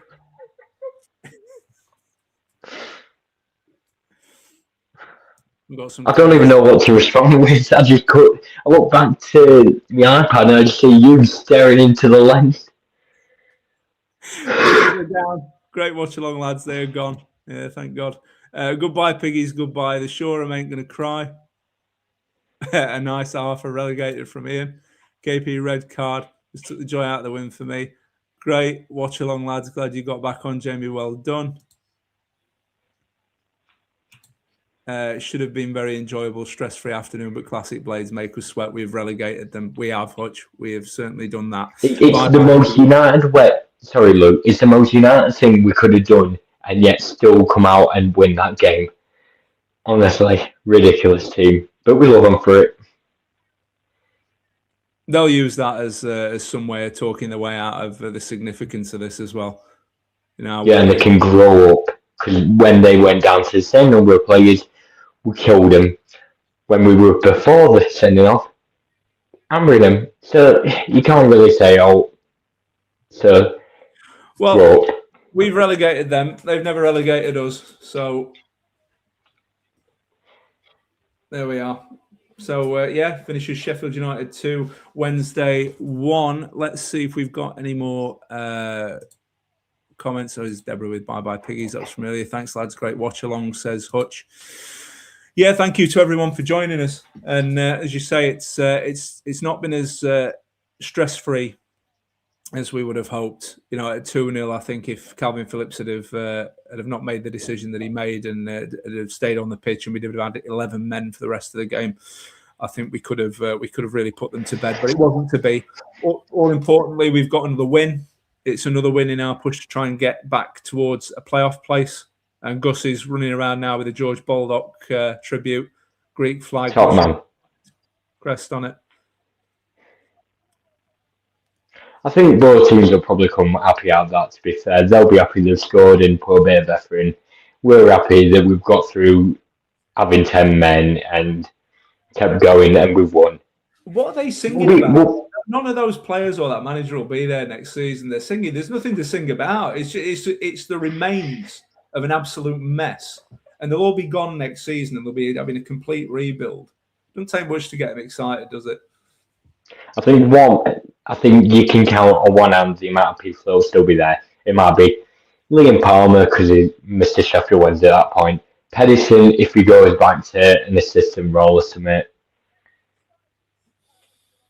The backup goalie that's an academy player, maybe. Yeah. Enjoy League 2, lads, when you eventually get relegated from League 1 again. Hope you have a great time down in the pub league. And you're now joining the absolute epitome of great teams that have been in all 4 divisions. And say hello to Dorking Wanderers in the National League for us if you get there. Oh, great job, lads. Even a bit of drama down under. Absolutely, Darren. We've had drama all over the place, haven't we?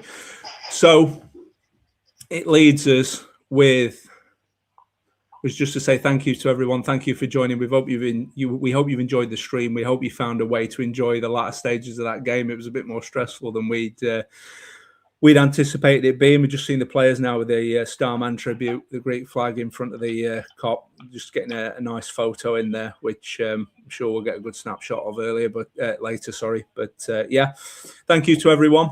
The gatekeeper's back, Ian. Thanks as always, boys. Great job, particularly with Jamie's challenges. David Redfern says 6 points away. 6 points away from the playoffs, yeah. So we've got a big week coming up now. Coventry in the week on the Wednesday and QPR away on the Saturday. Two tough games. Big games we're going to need to go and win if we want to get ourselves back in contention. Thank you, everyone. Up the Blades.